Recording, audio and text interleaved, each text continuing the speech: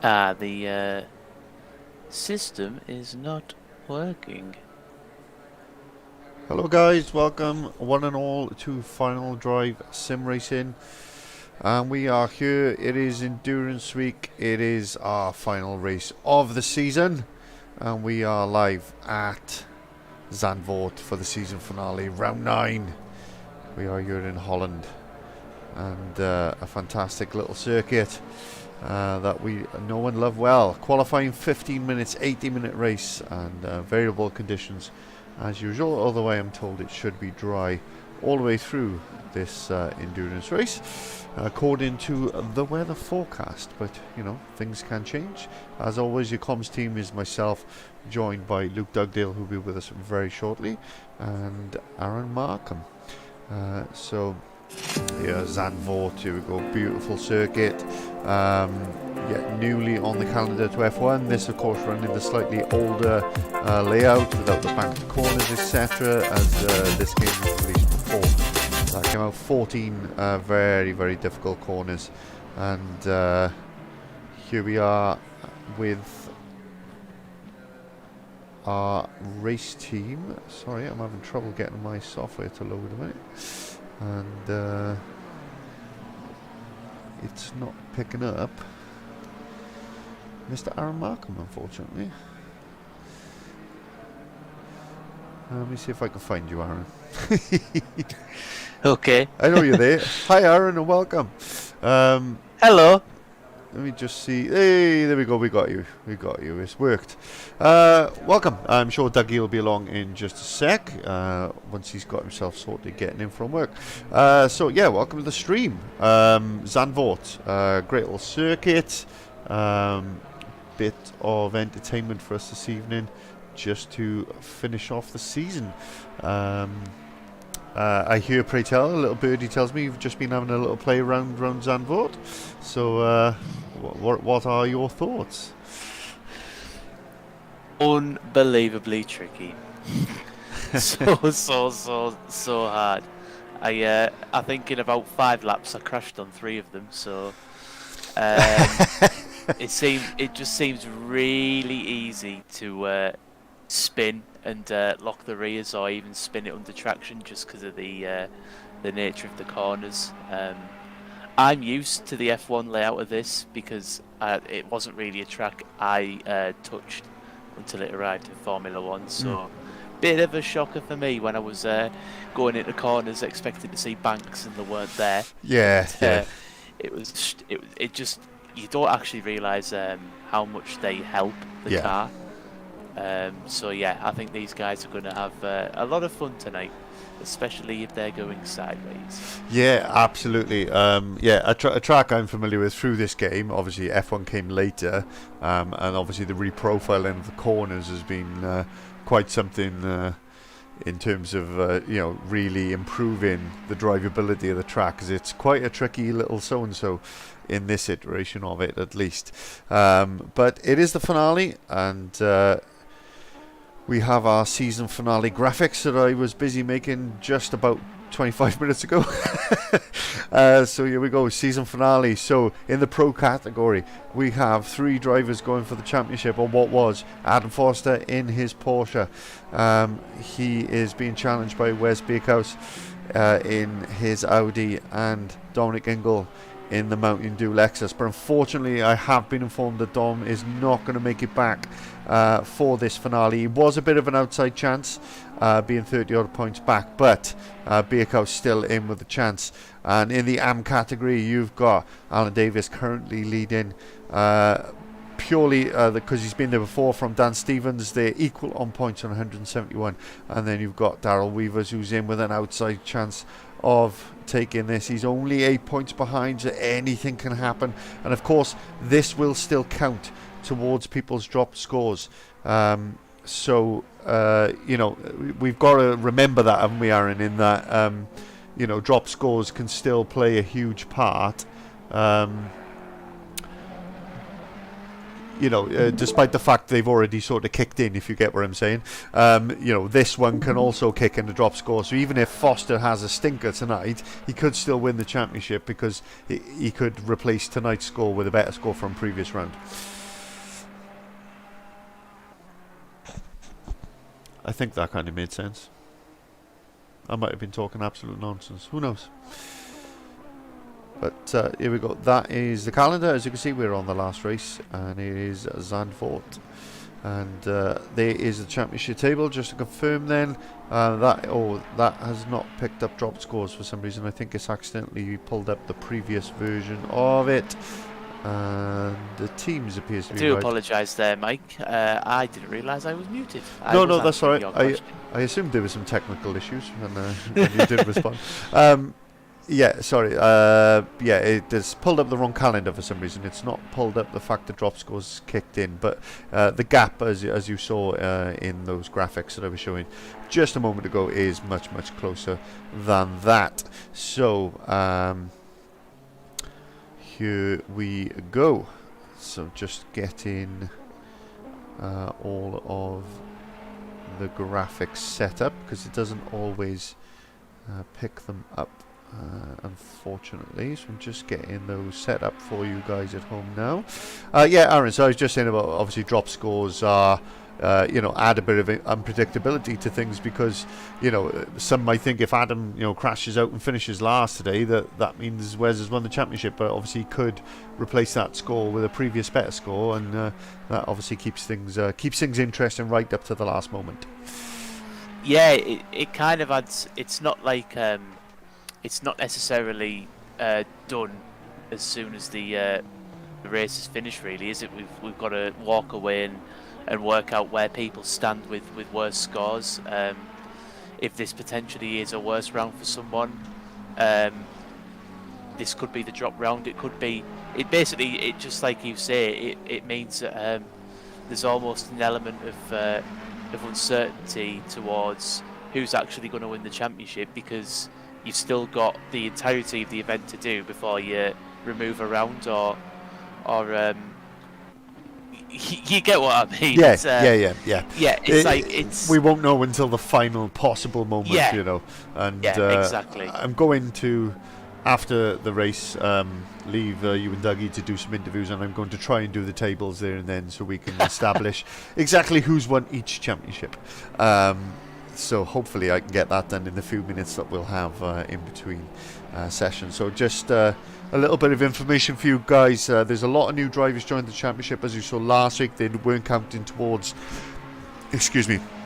one of them being this gentleman here, Alex Kingston. They don't count towards the championship, but tonight they actually have to start from the pit lane.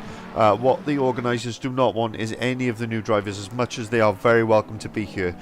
They don't want them impacting on the race start and potentially, causing any incidents that could have a factor on the championship. That's not what we want to see. It's not what the viewers want to see, and it's certainly not what the championship organisers want to see. So all new drivers who aren't official championship members will start. That was a bit messy there. We'll start this race from the pit lane. So that frees up the people who are in the championship to have a real good go and see how they get on. We've got a couple of minutes until qualifying starts. So while we are getting ourselves sorted, we will just show you the usual track guide and give us a bit of a look around Zandvoort. Hi guys, and welcome to our final track guide of the season here at Zandvoort, home track to a few of our residents. Green light, go. So let's give the track a whirl. It's been a while since I've driven this in a GT car. I've done it recently in touring cars, so maybe a little bit snappy on the rear end. So through the final corner, third gear, up to fourth, the car right a little bit wide, and then power down to the first corner. Going to be heavy on the brakes, just as the tarmac changes colour there, down the first. Car turn in, power up to the second corner. second, turn it in, power, then down to first, turn it in for the hairpin, and then power all the way through this sexy section of the track. So go right, left, right, cut as much as you can, hard on the brakes for this long right, go down to third, down to this tricky right hander, down to second, cut the corner as much as you can, then power down to the next part of it, down to first, power turned in, power down to the next hairpin. There's a couple of lines you can take through these corners that are all really awkward and hard to get right left after the lap. All right there, as you can see. As we head down towards the chicane, down to first, turn it in, dab of power, wait for the brake to come. Nothing but it. And a little wide there right at the end, as you can see. Down to second. Third. Fourth. Was the first line. So a bit of a scrappy lap there. As you can see, my tyre pressures were very high, which did not help. But that gives you a very good idea of the circuit, and hopefully you enjoyed that. And that's the challenge the guys have got ahead of them this evening. Back to the live action. So there we go, a bit of a track guide there for you. Apologies, the audio was insanely quiet on my voice. I didn't realise until too late that the microphone was like a million miles away from my face. So apologies for that, folks, but hopefully you still got a bit of an insight from that and a bit of enjoyment as to what we got to look forward to. So qualifying will be starting momentarily, and hopefully we're not too far. The technology all seems to be working at the moment, which is good news. I've got the graphics all up and running, nice and tidy, as you can see on your screens at home. So this is all new tech for us, so we're trying our best to do it as we go. There's only one guy out on the track at the moment, which is Ash Humphreys. Always a pleasure to go to Ash and see that beautiful Gulf liveried McLaren. God, I haven't said those words together for a few weeks. But here we go. We are just there we go. He's in the pits, so it'll just reset in a moment, and we'll have the final. I was about to say the first, then the final qualifying session of the season. And Adam Foster first out of the pits. He's not wasting any time as he vies to defend his championship and win a second championship in 2 seasons. But yeah, a nice little track. Will any particular corners that these guys need to sort of look out for, or you know, I mean, you know, I mentioned a few things in the track guide there about some of the technical section, and the mid sort of twisty section is. There's a lot that can catch out in there, but I mean, what's your perspective, Aaron? I mean, what are we looking at?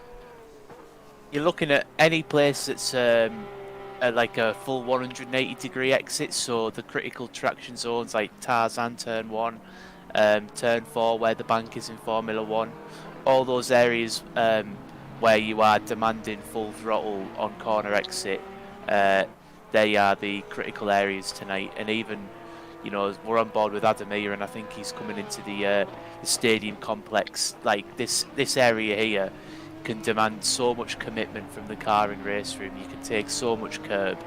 I appreciate we are on a different game, but there's just so many areas on this track tonight where the guys can attack. You know, we always talk about momentum and carrying that through the corners. So I'd say heavy braking zones like Turn 1 into the complex. And Well, heavy I was going to tell you what. Take us through it. We'll jump on board, and you can take us through the lap. Cool.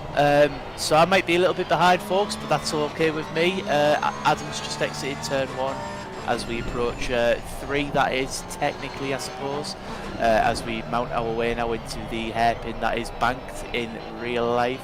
Critical traction zone, second gear corner, and he seems to have nailed it as we build to put all the momentum into the moment of the lap that most of these cars thrill and excel in, and that is the high-speed downforce sections. He has taken a little bit less commitment than I thought he was going to do there. Takes plenty of curb there in third gear, nice exit, shying away from that curb though, probably could get a little bit more time out of that. As we build up now into the other straight hairpin turn coming up. He took a very tight line into the hairpin there, he hooked the inside. I don't necessarily think this will be a push lap from Adam. It looks like there's still plenty of time on the table, unless these are his lines. Here we go, the commitment that we were talking about. Definitely hugging the curbs there as you want to do, and exploring all the track on the exit as we're building up now to the final stages of the lap. It's so easy to ruin your lap here. You can run wide and touch the gravel, and it totally kills all your momentum onto the back straight. But Adam doesn't do that, and we approach the final straight. He doesn't take much exit curb there because he doesn't need to. And what's he going to do, Mike? He does a 136.7. So we don't know where that is, but that is the fastest lap we've had so far. I'm trying to see who is Andrew Fairley's coming sort of towards the end. Well, Graham Morris actually is the next one. It looks like he's going to cross the line. Set time. Humphreys is sorry, it told me Humphreys was way from setting a lap, and then he sets a lap, so it's a bit all over the place at the moment. Morris with 38, Humphreys with 37, so I mean that is a quick time, I think, from Foster there. I'm trying to find somebody who is close to setting a lap time, so fairly... Some scary times in practice, Mike. I'm pretty sure I saw someone with a 35. Okay, we will keep an eye on that. Foster wasn't top in practice, so maybe that.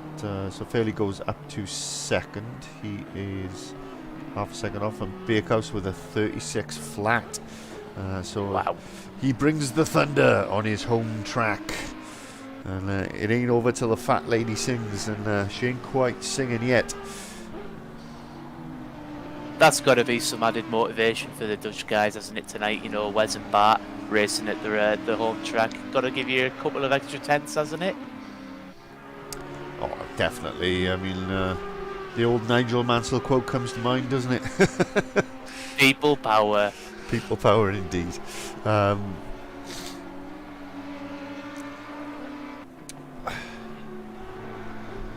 Couple of guys up on lap times. Looks like Lloyd Reed's ticking along nicely. Davis is ticking along nicely. Dan Stevens, by the way, up almost a second on his lap time. Indeed he is. We'll keep... where is he? He's just coming to the end of the lap. So here he is coming around the final corner. This should put him 5th or 6th. All being well. And there he goes, up into 5th place. So... That's an excellent little lap. It is. A lot of new drivers with us today. As I said earlier, they are not allowed to qualify. They must start from the pit lane as not to affect any of our championships. Both the Pro and the Am Championship are both up for grabs going into this final race. So at the moment, Ash Humphreys has jumped Foster as well, but Foster is 4 tenths up on this lap. I think Lloyd's second up now, Mike. Yeah, Lloyd Reed, you are correct. This is great. That's both having software. We can both keep an eye on things. Yes. And there is Lloyd Reed crossing the line, and he goes up to 2nd place. So the McLaren looking pretty strong around here, with him and Humphreys in 2nd and 3rd. So looking a strong car, Aaron. Yeah. Not surprising though. It's not the bumpiest of surfaces. The curbs are certainly high, but good to see the McLarens back in it this week, sorry. I was going to say they struggled last week at Suzuka, so I think it'll be a welcome return to form for these guys. Yeah, that is true. Foster has made his way back up to 2nd, but he's still 2.5 tenths off Bakehouse at the moment. So Wes looks like he's got this one covered as it stands. He's going purple again at the moment, but not by much. smallest of margins, he is up. Mr. Mefferson has currently got himself in 5th position in the Honda, and he is 3/10 up on this, which wouldn't gain him a position, but might just secure that 5th position for a little bit longer, and he does improve to a 36.6. Humphreys is up, and Morris as well. Both of those guys looking good. Here's Damien Humphreys. Missed the race last week for personal commitments, but he's here for the finale and ready to get down to business. Looking a lot quicker. Missing quite a few of our regular drivers. So with all the new drivers, we're still at the usual numbers of around 20. But you know who isn't missing? I'm not missing anymore. Whee! He's in. I've made it. He's made it. Just about. He's had a few technical issues. He's COVID free and he's had his tea, so he's here and ready to go. Welcome, and welcome to Zandvoort, or virtual Zandvoort. Just noticed a couple of comments in the chat. Lol Canal, mic volume compared to game volume is pretty low in onboard cam. I'm hoping you, well, if that was a track guide, that was because I messed up the volume. If that was when Aaron was doing his onboard at the start of quali, then thank you for that, and I will make sure to adjust the volumes next time we do that feature. And G-Mop saying he watched back the last race, and despite our wonderful issues of flying cars, etc., he thought the comms team did a good job, so thank you for saying that. I really appreciate it. But Humphreys gets himself into 6th place, and he's gone to the pits. I'm not sure if he's done, but there's 6 minutes left still of quality, and plenty of time for these guys to get laps in. Who's up at the moment? Ash Humphreys is up. It's pretty tight between these this top 4. And, Certainly getting close, isn't it? Yeah, Reed has re-jumped Foster, so Foster down to 3rd now, and Humphreys up on his lap time at the moment, which would put him within touching distance of all of these guys. He's only halfway through the lap at the moment, so he's got and that's definitely not going to help him improve his time. Well, that was a little weird there, so for some reason the in-game timing sheet decided to pop up for absolutely no reason and disappear again. Foster's gone 3 times, or 2 times up now. Yeah, he's showing as this would be a purple time if he keeps it as is. So he is improving. Mefferson also up on his time, we'll keep an eye on that. Paul Prescott 1.1 seconds up on his time, which is a big he's losing improvement. time towards the line. This is going to be close. Is he going to do enough to take 1st position? Oh, it predicted pole, but it was a prediction that was wrong within 0.018 of a second. Unfortunately, it was just not quite there. He was up, Mike, all the way until the last corner, and the Delta just slowly brought it back to P2. It's so easy to just scrub a little bit wide out of that last corner, and then you just don't carry the speed across the start-finish line. It's such a quick corner. Some taking 3rd, some in 4th, but the temptation is to carry too much speed, and then you start to scrub wide, and then you've got to lift again, and it's a bit of back and forth. It's a difficult one to get right, I guess. Absolutely, mate. It's one that's very deceptive. It doesn't look as tricky as it actually is. Yeah, indeed. Matty Paul is in the pits, as he's not allowed to qualify as one of our new drivers. He says he's enjoying the stream, so we're feeling the love tonight, gentlemen. Thank you very much for all your kind comments. It's been a great season, and we've very, very much enjoyed doing it. Dougie, we haven't had your thoughts on Zandvoort. I know we've done a bit of racing around during touring cars, but is it a track you like? Yeah, I don't mind it, to be fair. It's not a track I'm overly familiar with, but when I have raced around it, I've enjoyed it. It's not one I hate, that's I could say. So there's a few I hate, but Zandvoort isn't one of them, so it's alright. I like this one. Yeah, I like it. There's, 3 minutes left here. It's the midsection in it. It's I said it in the track guide, but you probably didn't hear me because I got the volumes wrong. but but I did say is that there's so many lines you can take, isn't it? Particularly you got the kink right, then you got the sharper right. You really got to slow down for, but it's tempting to scrub off too much speed. Then you got the second hairpin, which you can take several lines through, and they're what I would refer to as awkward corners. You can't. There is no one right way of doing it, and that I particularly find difficult as Andrew Fairley goes up into 4th position. Yeah, I don't know your opinion on that sort of mid-section, boys, if you sort of know what I'm talking about. Yeah, I understand where you're coming from, to be fair, because it never feels like you can get it exactly right, in my opinion. I always feel I do one thing wrong, I correct it, and it's just somewhere else I lose time. I'm sure there is a right line, Aaron. It's just that's why I'm in the comms box, you know. But yeah, you know, do you see what I mean? There are several lines, and it's such a wide part of the circuit. You're like, well, which part do I turn in on? Yeah, it's just so strange. I mean, I loved it. I do quite like this place, but you can be like it rewards all driving styles. You can be aggressive and take curbs. You can be a bit more reserved and focus on corner exits, and then there's 2 different lines, well, 2 different driving styles straight away, and it's I think it just makes it a bit of an a bit of an equalizer, and that's why we're seeing times so close together tonight. Yeah, absolutely.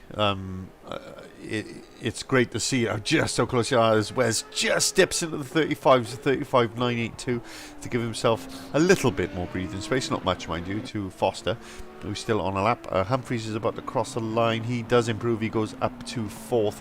He's got a bit more lap time in it, but that's the best he's able to get out of it at the moment. Foster is on a lap, but it has been invalidated according to my system, but he's continuing on to have another bite at it. So these top 5 all sort of creep in a 10th here and there out of their times. Rich Arnold currently in 11th. He is up on his time by 2/10 at the moment as he comes to the chicane that I got extremely wrong in my track guide, as you probably saw. I got a little bit happy on the throttle and ran a little bit wide and invalidated my lap. Not that it would have been challenging any of these guys tonight. Anyway, mind you, hand on heart, first lap that was. So, you know, a 1:39 without even trying was not too bad, I guess. But certainly not threatening any of these guys. So Humphries is up by 2/10, which would be good enough to get him 3rd as a starting place. And that's kind of about been his pace all season, I guess, isn't it, Doug? He's been there or thereabouts. Yeah, he's always been nibbling at the top 3, I suppose you could say, or the top 5. He's always been in and about the action, but just never managed to. Has he got? Am I got it wrong? Has he got a podium? Yeah, he's been on the podium a few times, but yeah. That's sort of been his pace, really, isn't it? Sort of 3rd or 4th. Yeah, it's just in around that area, yeah. Yeah, he's about to go 3rd, I think, and he does take it on the finish line as we get the checkered flag. So the only person that can change that front couple now is Lloyd Reid, Fairley and Mefferson all behind have all taken the flag. We can't see whether Foster is up or down on his time, and he cannot improve. He stays 2nd, so the championship leader starts 2nd, and his nearest rival, who is, 18 points behind, I think it was off the top of my head, is currently in 1st place on pole position. A great pole position for Wes there. A fantastic achievement. If we just take a look at the AM Championship, Dan Stevens in 10th, still on a lap, but he is ahead of Alan Davis, who's in the pits, and then Weaver's down in 14th. So those 3, don't forget, battling for the AM Championship as well. And just to reiterate, all of these guys who did not set a lap, they're all newcomers to the league, who have been asked kindly to start from the pit lane, as to not to interfere with any of the proceedings, with 2 championships on the line, which I think is a very fair way of doing things. Please come take part. You know, come and enjoy the championship, but you know, don't cause any nonsense, I guess, is you know, at this stage of the season, which I think is fair, isn't it, Doug? Yeah, definitely. I don't mean it how it sounds, but you don't want people who are just joining midway through or well, or to like tonight at the end, I don't know, taking out Foster or taking out Bakehouse, you were in with a fighting chance of a championship. So it's just not what you want. Yeah, absolutely. So we'll just take a look at the graphics again, just to remind you guys of where we stand with this championship. And in the pro category, unfortunately, once again, we are missing Dominic Engel, which would have been a really exciting addition for tonight as well, because the Lexus is strong around here. He would have been an outside chance of the championship. He's a few points behind, but you never know with drop scores. But so what is it? It's 17 points between Foster and Bakehouse. We're 30 seconds away from the race start. And in the AM category, it's obviously Davis and Stevens are joint on 171 points. And Weavers, we're 8 points further back, so an outside chance for Weavers to take the AM Championship as well. It's really close between those three guys, so we will keep a really close eye on things as we go through, and hopefully we will see some entertaining overtaking and some battles between those people who are fighting for championships. So delighted to be joined in the comms box, as usual, by our resident driver, almost, Mr. Richard Arnold. How are you, my friend? I'm very well. It's almost like my own little place on the sofa here, isn't it? I like it. Yeah, Like it. you're sort of like that chat show guest that just won't go home, innit? Yeah, no, that's yeah, cool. won't go That's home. cool. That's cool. Can't drive, but just he's good at talking occasionally. Yeah, it's one of them. Yeah, absolutely. Last one, mate. It's been a long old season. Let's be honest. You haven't had the best of times in that car. It's been a long old slog for you. So yeah, I'm sure. I mean, you tell us, but is it just a case of enjoy this last one now, and then nice couple of weeks break and start assessing, ready for the next season? I think that's a fair point, Mike. I think it's been our rookie season essentially. Both me and Alan came in very last knock into season one, so after last week, sort of had a bit of time to sit back and actually, you know what, we've done all right for our rookie season. We're learning car, we're learning gear, we're doing all of this. So yeah, so a bit of time to reflect. We've had fun. We will go again next season. Still not sure what we're doing about a car yet, but as for this race, I'm going to sit back and enjoy it. I'm right in the middle of the Stevens Alan Davis battle right now, and I was just about to ask you about that, and any team tactics coming into play? I've told Alan if he needs me, I'm here for him. It's basically as far as we can go. So I don't think we're at the kind of skill level where I can be a massively effective rear gunner, if you like. But I can certainly do what I can. But he's the one going for silverware, so he's number one today. He is. He's so obviously level on points with Dan, so really tight in that championship, and it's great to see both championships coming down to the last race of the season. And best of luck to all those drivers. Not far off halfway through the lap now, my friend, so we'll let you get on with your warm-up, and we'll catch you after the race. Good man, Mike. Catch you in a bit. Cheers, pal. So yeah, some interesting points there. I mean, he could get involved in that AM Championship. He's certainly got the pace, so he could certainly affect the outcome today, couldn't he, boys? Definitely. Just as he said, he said if he needs him, and he'll be there. But who knows who knows what it's for the show. I suppose he could have a massive plan tactic up his sleeve, or it could be I'll let them race and decide between themselves. Yeah, and I mean, as this race goes on, you've got some very quick drivers starting from the pit lane. I mean, with all due respect, they are going to catch the AM pack, after a couple of laps, I would imagine. So I mean, that could also have an impact, couldn't it, Aaron? That was exactly my thought, Mike. I won't Great clog up minds, this mate. Great space. minds. Yeah, great minds. I'll let you lead the boys away, and then we'll talk a little bit about it after. We will. We're just going to pop up to Helicam. Light should go green any second. There we go. And a slightly better start there for Big House. So Foster, I think, is just going to have to fall into line. But Big House, you can see all on those rubber marbles, which ain't going to do his tyres any good. Oh, he's hit him! He's hit him into the first corner. He's got that wrong. I think Foster will let him by. Oh, but he's under pressure from Fairley already, and Humphreys all of a sudden out in front. And Humphreys runs wide, really, really wide there. But luckily he's got no one challenging, and Fairley has to dive out of the way not to make contact with Foster, and then Beekhouse coming back through. I think Foster, if given the opportunity and Fairley isn't going to overtake him as well, will probably give that position back. He looks like he's got a bit that about him. Prescott has dropped a couple of positions. He's down to 14th in the background. Oh, but not the start that Foster would have wanted there, was it, Aaron?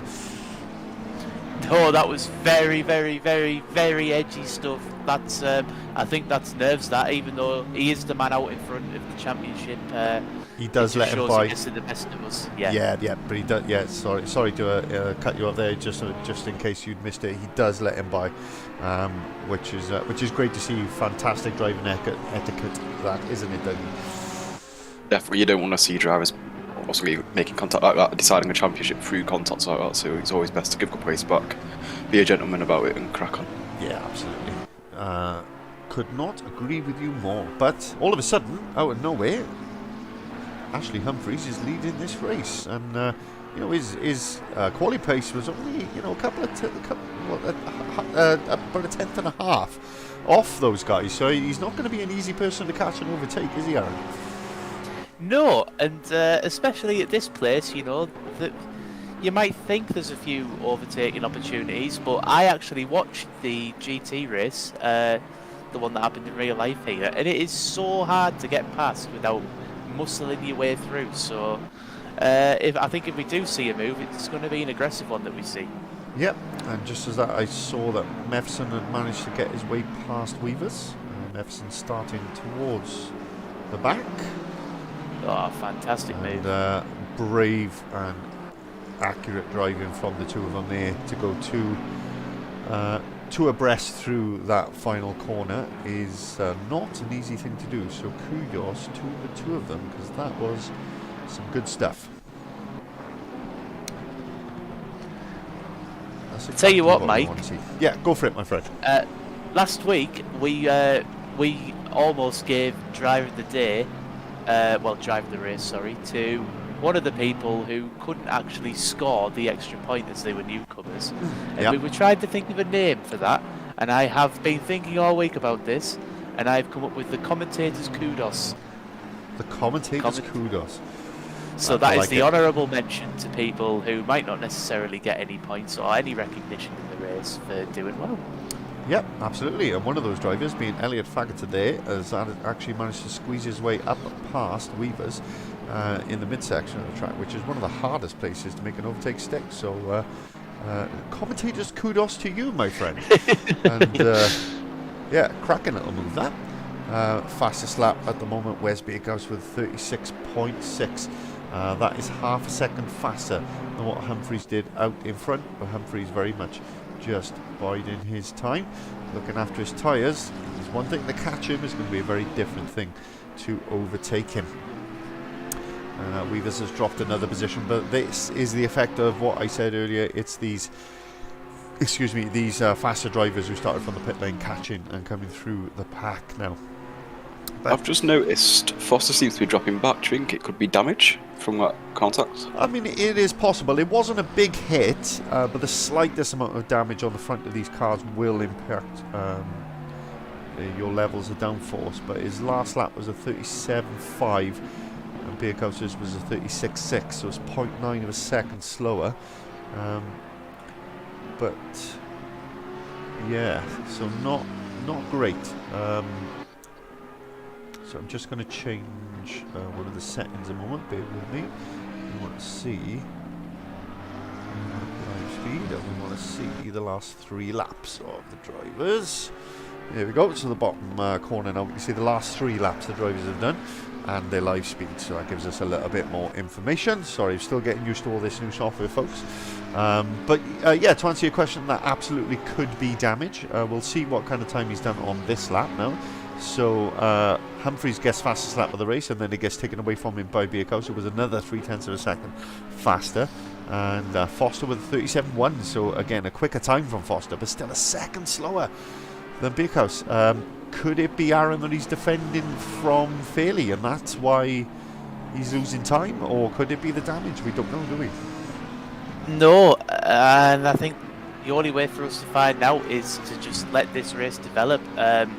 I think the pit stop will tell all, really. If he takes a lot of time in the pits, we know that he definitely had damage and he's getting it repaired.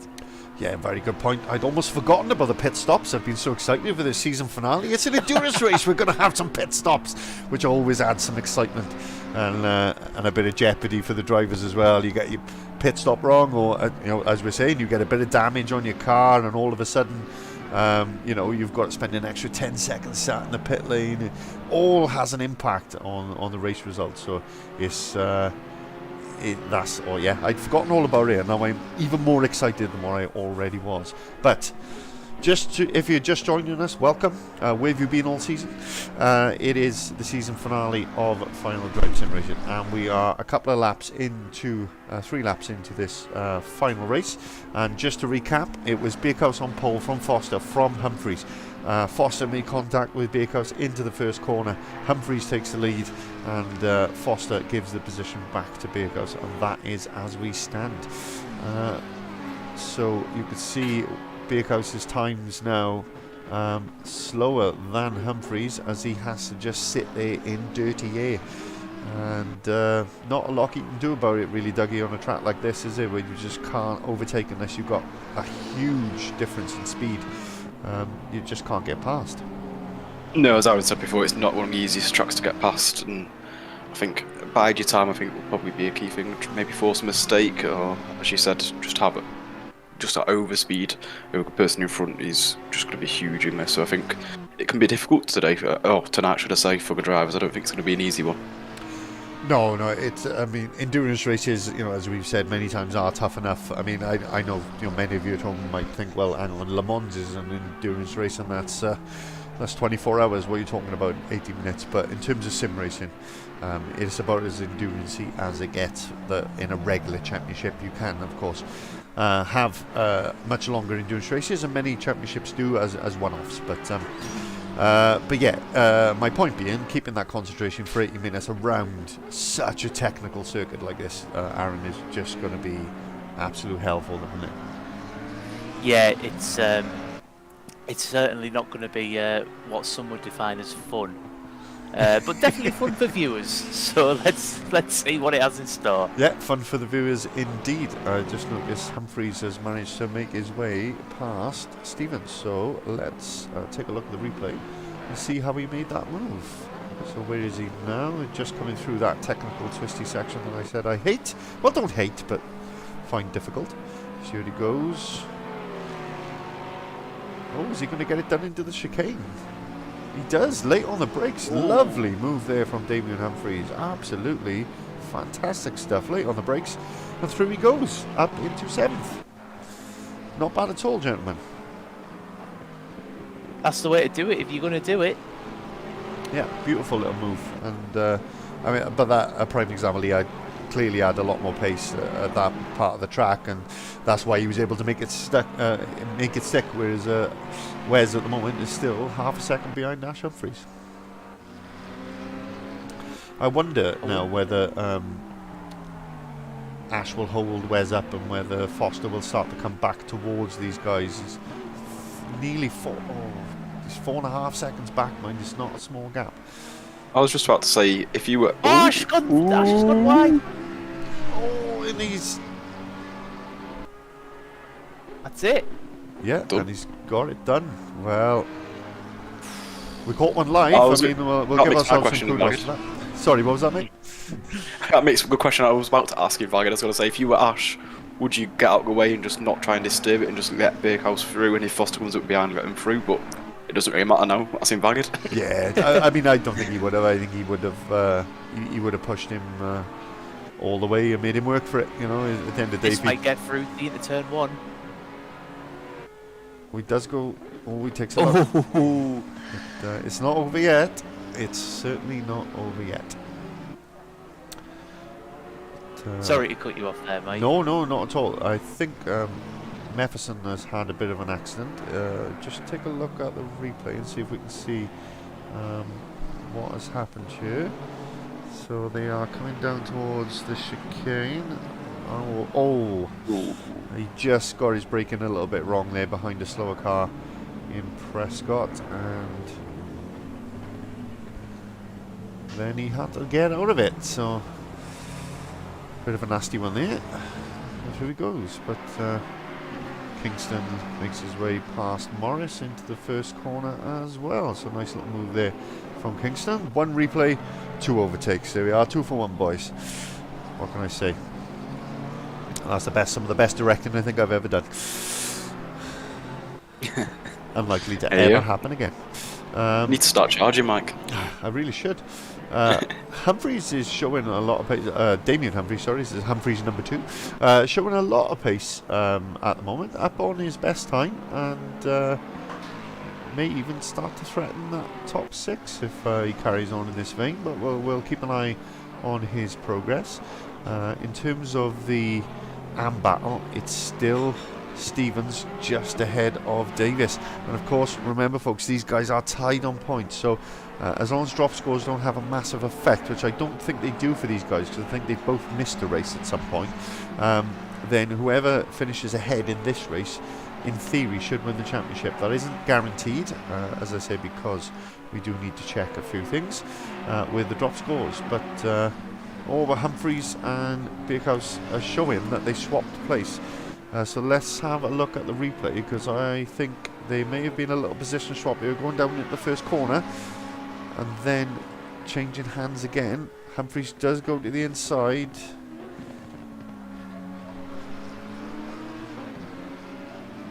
It doesn't look like he made a move there. Perhaps he does into the hairpin maybe.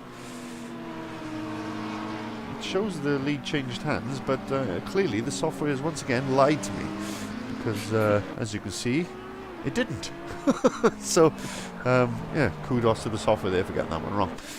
But he's certainly not dropped Ash as he are, and he's still able to challenge him. Aaron, I was thinking for Aaron because Aaron has just nipped for a coffee. Oh, fair enough. He hasn't managed to drop him at all. Ash is doing extremely well to keep up, and I think Bakehouse will be like, "Will you get off my bumper? I've got a championship at stake and also a race win. Yeah. Please get off my bumper." Yeah, absolutely. And you can see Ash really pushing there because he's right on the dirt on the exit, but he's right up behind him now. He's got less than 0.2 of a second. This could be the one. Are we going to see a move into the first corner? He almost pulls up alongside him. He pulls out of the slipstream, back into the slipstream, back out of the slipstream, and he does stick it up the inside. Oh, a little bit of contact there as Wes turned in on him just slightly, but in the end, thankfully not too bad, but just a little bit of contact there again, going down into the first corner. And Fairley has got Foster, so I think you were right, Dougie. I think Foster has some damage, because Fairley's managed to overtake him, and now Mepherson is right on his tail as well, but I think Mepherson's a lapped car actually, isn't he? Yes, with Tonks a little bit further back, but let us just see if we can catch that on the replay. Oh yes, he was down into the first corner, and Fairley just goes around the outside and he's got him, so Foster really struggling. Mathematically, where does Foster have to finish and where does Bakehouse have to finish in order for Bakehouse to win? It's almost impossible for me to say because of dropped scores. Right. So okay. Until the drop scores have kicked in, so I won't know. But as I said to Aaron earlier, I'm going to leave you to do the post-race interviews. I'm going to do the tables live, and hopefully we'll be able to show them on the end of the stream. But it's a mistake for Fairley. And he's lost the back end, and Foster luckily gets that position back, and Fairley just losing it coming out of the chicane, and it looks like he's going to lose a few positions there. Currently down in 7th, maybe even 8th by the time he gets going, but a shame there. He was running well up in 3rd, had done great to overtake Foster, and then gets himself It does look like Foster is holding people up. Yeah, I mean, Mepherson's a lapped car. I'm not sure if he's been in the pits. Yeah, Mepherson's already had to make a pit stop. So, Mepherson is a lapped car and is catching Foster, which kind of says it all really about Foster's struggles at the moment. And Batonks are also catching him.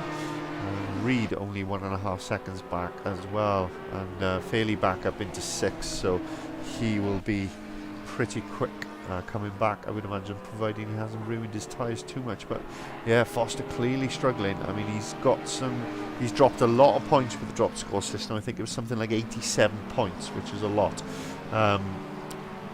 So if you were Foster, would you be nervous? I think it's the uncertainty more than anything, is it, with the drop score system, because you just don't know how it's going to work, how it's going to work out. But I mean, at this point, he's looking. I mean, not slow. He's far faster than I'll ever be, but he's certainly looking like he's carrying some issues. And he No looks, visible damage. no, nothing visible, but he's certainly not got the pace to keep up with the front two. I mean, 7 seconds off that front battle now. And Tonks and Reed are both catching him. They've lost a little bit of time behind the back marker as Mefferson goes back into the pits again. Yeah, which is a shame. But yeah, he's got a bit of a breather while they were doing the overtaking of the back marker. But yeah, it just isn't happening for him today, so it'll be interesting to see. But yeah, to answer your question, I don't know where he needs to finish to lose the championship, for want of a better phrase, but we will see. I mean, Wes is doing all he needs to do, really, in terms of winning the race, but not easily, as he's still under loads of pressure from Ash Humphries in second. He's just not being able to shake him. I think this could be an interesting one. I don't think Ashley's going to settle for second place. I think Ashley's going to try and get a win here. I mean, why not? I think he's got a duty of care, really, to the championship to have a good go at it. Why, if he just, I'm not in this battle, I'm just going to let them go. And if the difference between Adam losing or winning the championship was whether Wes finished first or second, then he's handed the championship to Adam, hasn't he? Do you know what I mean? So he's absolutely got to go for it. He's got to look out for number one, and go for a race win. Why not? I mean, I wouldn't hold back. True, actually, yeah. If I put myself in the driver head, I'd be going for it too. At the end of the day, I suppose Ash can think, well, it's not really my problem. I'll race my race. I'll keep it clean, and that's it. Yeah, I mean, if you're a midfield driver and he's fighting through from the back, then that's one thing. But this is the fight for the race win, and Ash Humphries clearly has got the pace, and he gets a move done up the inside.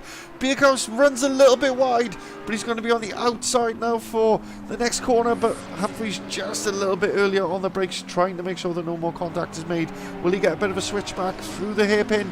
He does, but Bierkhaus with a good exit manages to keep himself ahead of Humphries. But cracking bit of driving there from the both of them, wasn't it? It was indeed. And just to inform you, Aaron is now back as well, so you can now cue him in. He's live and present. Yeah, apologies, my friend. I didn't get the message. It's okay. I thought I'll just sit tight and admire this little battle. And typically, I did go straight to you, and he was like, "Yeah, he's no good." Yeah. he's at the pop off a sec.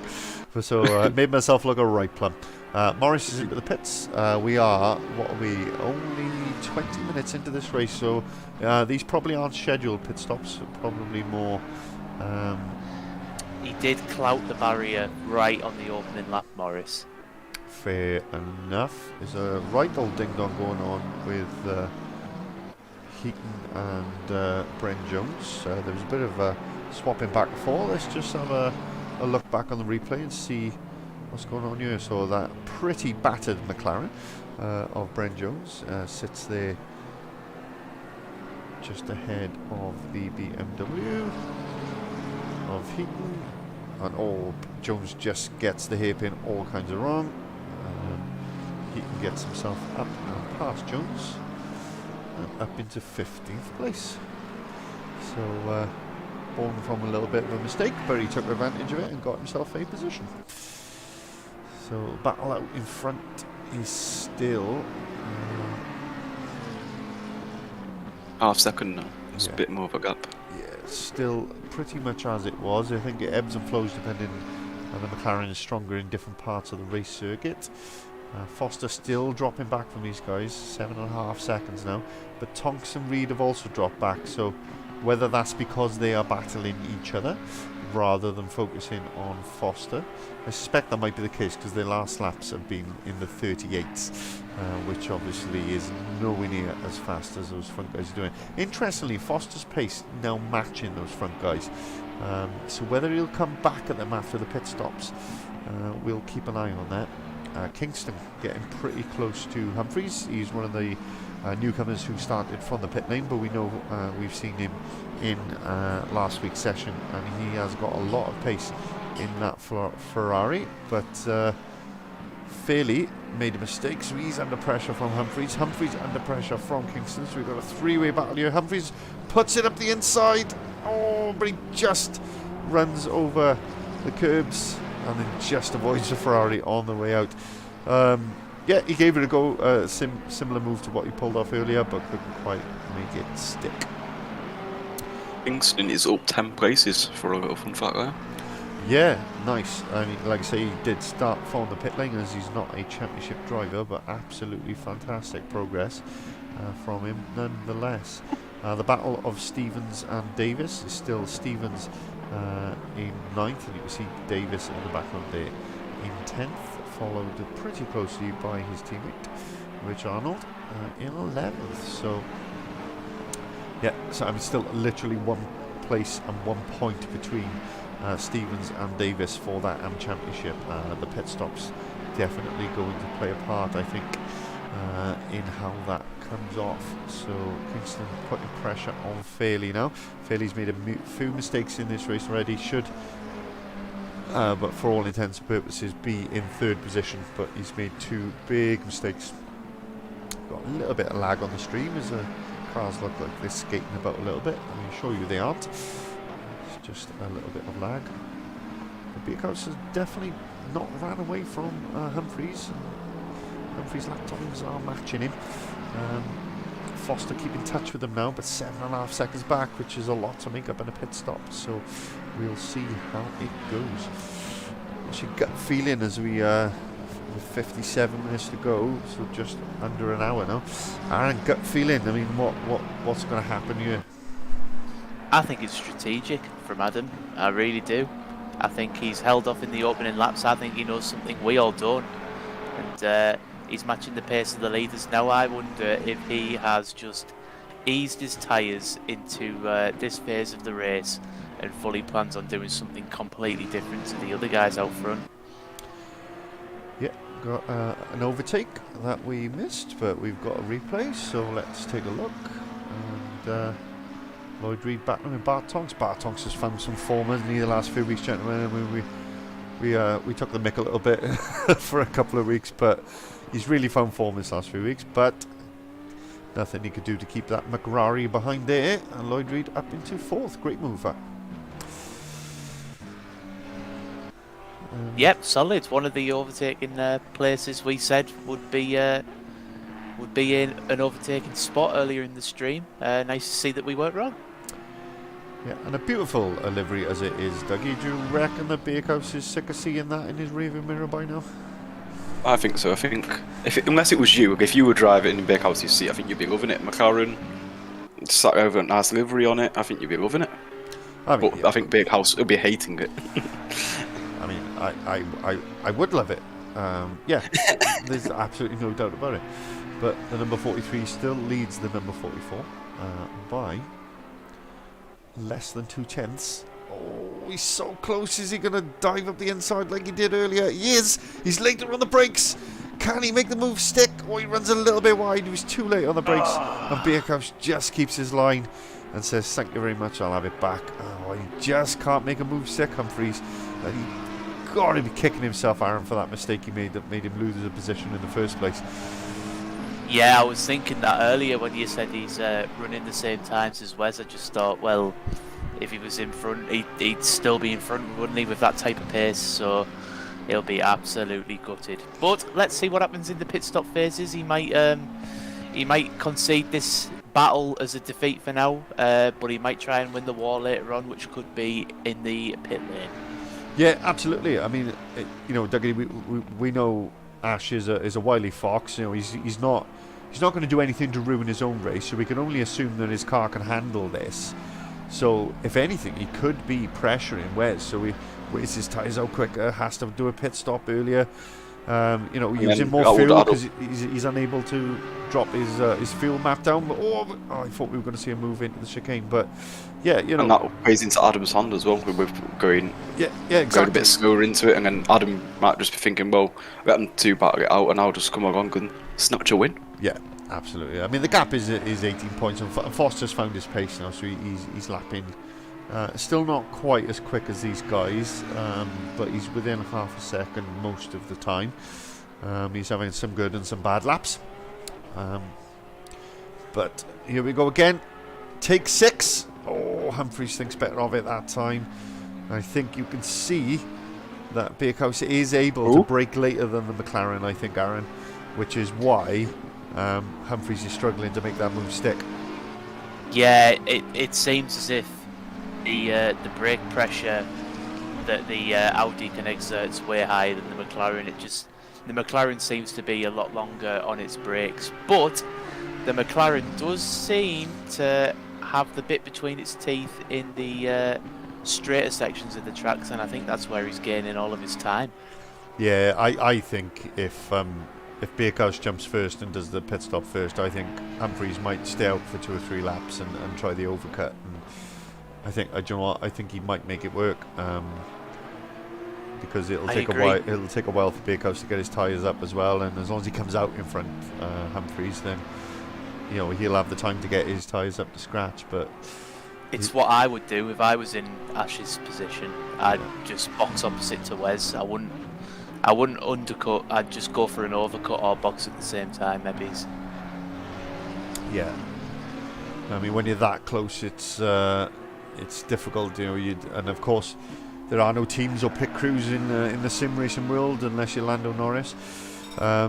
So you know, these guys have got to make all the decisions themselves, really, haven't they? And you know, it's a lot to think of while you're racing at 150 mile an hour around a circuit. Especially when everything going on. Oh, sorry.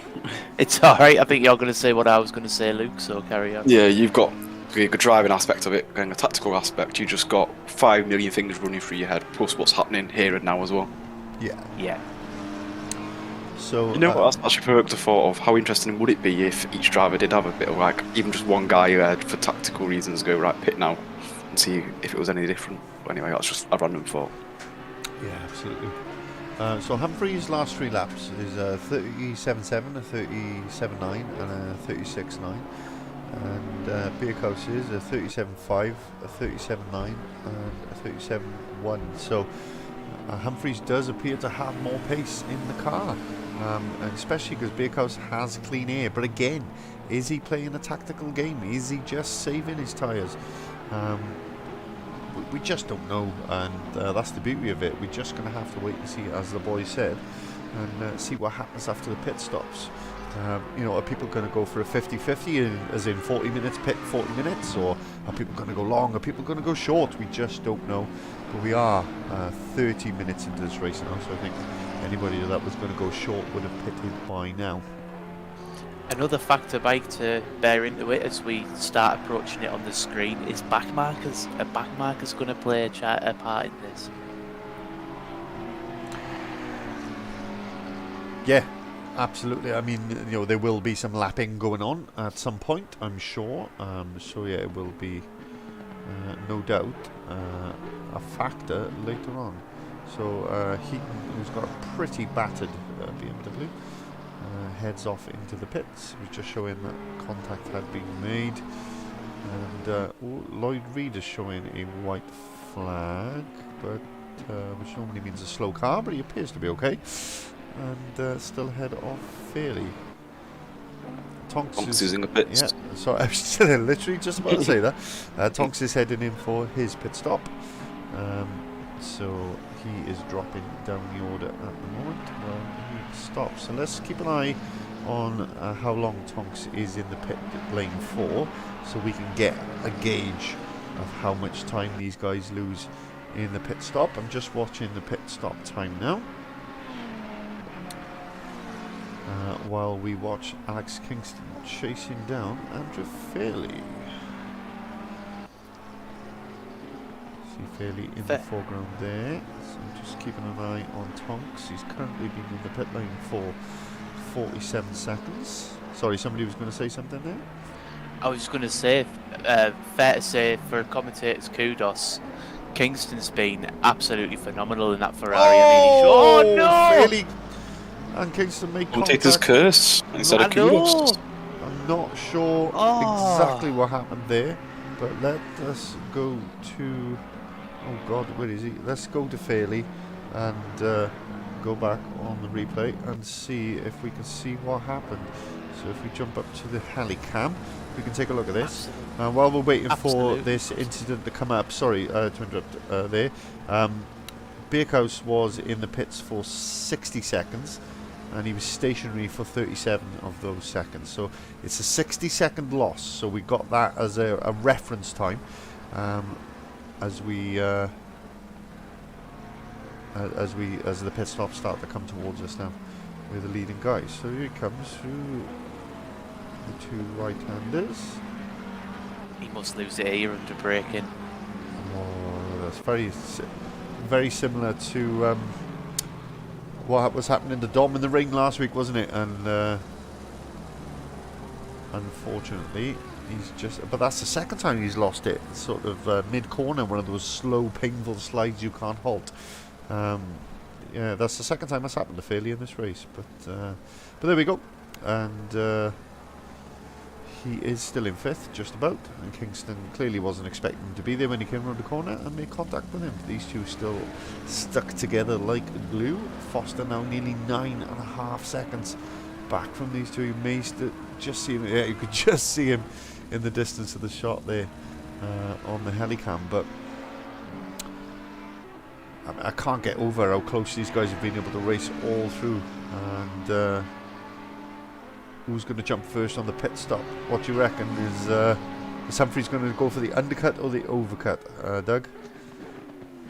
Probably go for the overcut. I think he'll wait for Bakehouse to jump in the pits and then two or three laps later just jump in and see if he can make the overcut work for him. Yeah, there's quite a few. Bart Tonks is back in the pit lane according to this, so I think he may have got a penalty. No, he's stationary. He's already done his pit stop and he's back in the pit lane again. Okay. Don't know why. Let's take a look at the replay. So yeah, he's out on track here. This is the replay. Sorry, I forgot to press the replay button.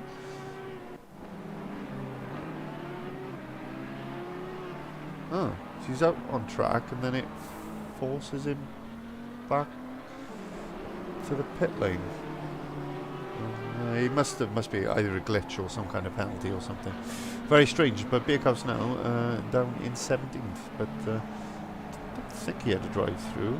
Oh, he did. He had a stop-go penalty. I can see it on the data here. Sorry, he had a 30-second stop-go penalty. And Mr. Mepson has also had a 30-second stop-go penalty. I didn't realise I could see that data, but now I know. Every day's a school day, boys. Every day's a school day. Well, back to the battle for the lead then. Super close again. Through the last corner. Oh, look how close he is this time. It's less This than has a 10. got to be the move. He just needs to be alongside before Birkhouse hits the brakes to make it move. He gets onto the brakes, he gets it done. Oh, there's contact again. And Humphries has to back over it. Oh, I want to take I think a door was shut there very firmly in the face of Ash Humphries. I want to take a look at this from above because I want to see how this plays out with a bit of a better angle. Oh, he does close the door. He didn't have he wasn't alongside a B pillar. So I think it was Wes's corner, but he just can't quite get there, can he? I think there was a bit of understeer actually there from Ash, more understeer from Ash and a bit less of a door shut from Wes. Apologies, Mr. Beakhouse. I do take back my comments. As he struggles on that exit, though, this could be an opportunity. He really did struggle there. You are right, and this could be the move. No, he still somehow manages to accelerate away. And wow, it just keeps going on and on and on. Again, Wes a little bit wide, making mistakes. But despite that, these guys are still dropping. Foster, who's now 8.5 seconds behind. Again, he's right there, all the way down the pit straight. Wes is clearly confident he's got it covered because he doesn't even go over to the inside to cover the corner. He just takes the same line, same braking point every time, lap after lap. So he's got a bit of confidence about the way he's driving. So kudos to him for that. Because it's not easy when you're under that kind of pressure to just keep doing that over and over again, is it? No, definitely not. I know myself and Luke have certainly been in this position a few times this season. I mean, Luke's even won a race, so he's probably more qualified to talk about it than me. How did you deal, Dougie, with guys constantly looking for moves and being busy in your rearview mirror? Yeah, I actually found first. Well, if you look back at it, I had a nice gap where I was concentrating on my own race, and then I started concentrating on who's behind me, and I started losing time because I'm too busy looking in my mirrors, trying to defend, and actually thought, right, concentrate on my own race, nail every single corner, every exit. And actually, I think sometimes it's better just concentrating on your own race, taking your own line, and crack on. Obviously, if there's a move being made, try and defend, but I think sometimes if you just crack on, it can be a good best form of defence, and I think that's what Bakehouse is doing. Yeah, the sun is setting, which is that orange glow across the screen. Just before I forget, I want to take this opportunity to thank my co-commentators, because it is the last race of the season, and it's been a fantastic season to call, and I could not do it without these guys, and that kind of great insight you get from actual sim racing drivers who race in other leagues like these two do is absolutely invaluable, and hope you guys enjoy it at home as much as I enjoy listening to it. So thank you for having us. It's gonna make me cry, Mike. Well, Mike will, in effect. Normally have a habit of making people cry just by the sight of my face. You're so harsh on yourself. I know. I'm You're a sexy. beautiful man, Mike. I am. It's true. It's true. So, back to the action. We are just coming up to the halfway point. So, who's made a pit stop? Most of the top... All of the top 9 are yet to stop, and Weavers hasn't stopped yet in 11th. Oh, they're alongside each other again. Humphries has got the inside of the corner. Has he made it stick? He does make it stick. He copies his brother's move into that corner, and he gets up ahead. And we caught it live.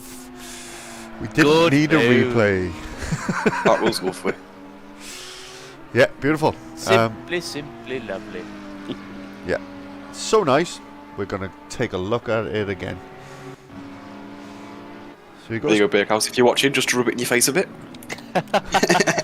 I'm not that kind of cruel. But yeah, beautiful move there from Humphries, and he finally gets it done. I say finally because it's been going on for... Well, since the second lap of the race, and we're currently on lap 24. It only took 40 minutes. Yeah, pretty much. Well, I mean, it took the first few minutes for them all to sort themselves out after that contact, after the first corner. But yeah, he's done it, and he's up and ahead, and fair play to him. So fairly pits. Yeah. Weavers in the pits as well, so the pit stop's coming thick and fast. So now, Aaron, what do? You're Ash Humphries, you've just taken the lead of the race. Do you pit first or do you pit second? Well, the ball's gone from being in Wes's court to firmly being forehand top spinned back into Ash Humphries. So now he's got all the cards, and it's a case of just doing whatever he feels comfortable with. He doesn't want to compromise himself. He doesn't want to do a strategy that's going to put him in danger. It's all about just doing the right thing for Ash Humphreys. He doesn't have to worry about trying to do something different now. So if he feels the tyres are going, just box. If he feels like he can go longer, stay out. You know, it's a completely different ball game now, and it's all going to be down to Ash Humphreys and what he feels is right. Was that a cricket metaphor? No, it was a tennis metaphor. Right. Are you a top spin? I missed the first part. Oh, did you say forehand, was it? I said I forehand. missed that part. Are you a top spin? And I thought, Christ, he's giving us a cricket metaphor. But no, it was a Foster's tennis in the one. pits. Foster into the pits, yeah. So he's the first of the front three to go into the pits. You are correct. I mean, he's got nothing to lose. Is he? Either, you know, he's not in the fight for the championship, so he's just enjoying himself. But he's dropped Wes by 1.6 seconds already. Damien Humphreys, who is yet to pit, currently sits in 4th position, and Lloyd Reid in 3rd position, and Dan Stevens in 5th. All these drivers, Alan Davis also yet to stop. So Davis and Stevens still pretty close together. What are they? Oh no, sorry. Stevens has actually dropped him. I misread that graphic. Stevens has actually dropped him by 6 seconds. So at the moment, Stevens, pending drop score analysis, is going to be the AM champion, and he kind of come from nowhere, hasn't he? Because opening races, I mean, he wasn't looking like he was in the fight for that, and Alan was sort of being consistent all season, first in that position in the AM Championship. But Stevens' consistency and pace over the last 4 races of the season have just got him up into that battle, and it looks like he's going to take it at the last race. So I mean, absolute kudos to him, because he's been absolutely fantastic in the second half of the season, hasn't he, boys? Take it one at a time if you want to talk about that. Definitely, I think we've seen his, as you were saying, and development over each race. He was in season 1 as well, wasn't he? And from season 1 to now, massive development, and to see him in 5th, So, and maybe winning the AM Championship even better. yeah, absolutely. Sorry to interrupt you, but the boys have pitted together, so the leaders have come into the pit lane at the same time. So Humphreys did go first, and Bakehouse followed him into the pit.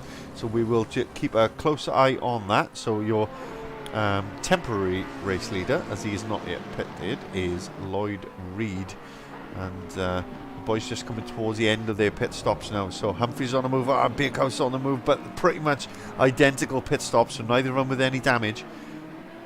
Oh, Humphreys has stopped. What? Humphreys stops and lets Bakehouse past. What? Wow. That was very bizarre. I don't know if he stalled or if he just... I mean, it looked like he just hit the brakes. So that was really strange. Let's take a look at it. On the replay. Let's do a chase cam. No, he's got the brake lights on, so he stopped. He did that on purpose. He let him past. Wow. I did mention this before, to be fair. Maybe does Ash feel like he's getting away with a championship? Yeah, but as you said before, he shouldn't feel like that. No, definitely not. I mean, if anything, the opposite. He should want to do everything he can to make it as difficult as possible. But real bizarre. Unless there was contact or something, and that was the fairest way for him to give the position back, maybe. I don't know. We'll ask him after the race and hopefully get some analysis as to why. But yeah, a bit of a strange one. Not something you see every day. But yeah, just pulled over at the end of the pit lane and let him go. So bit of a strange one. So Davis into the pits, Rich Arnold into the pits. So the ones who have not yet pitted now are Lloyd Reid, Damien Humphreys, Dan Stevens.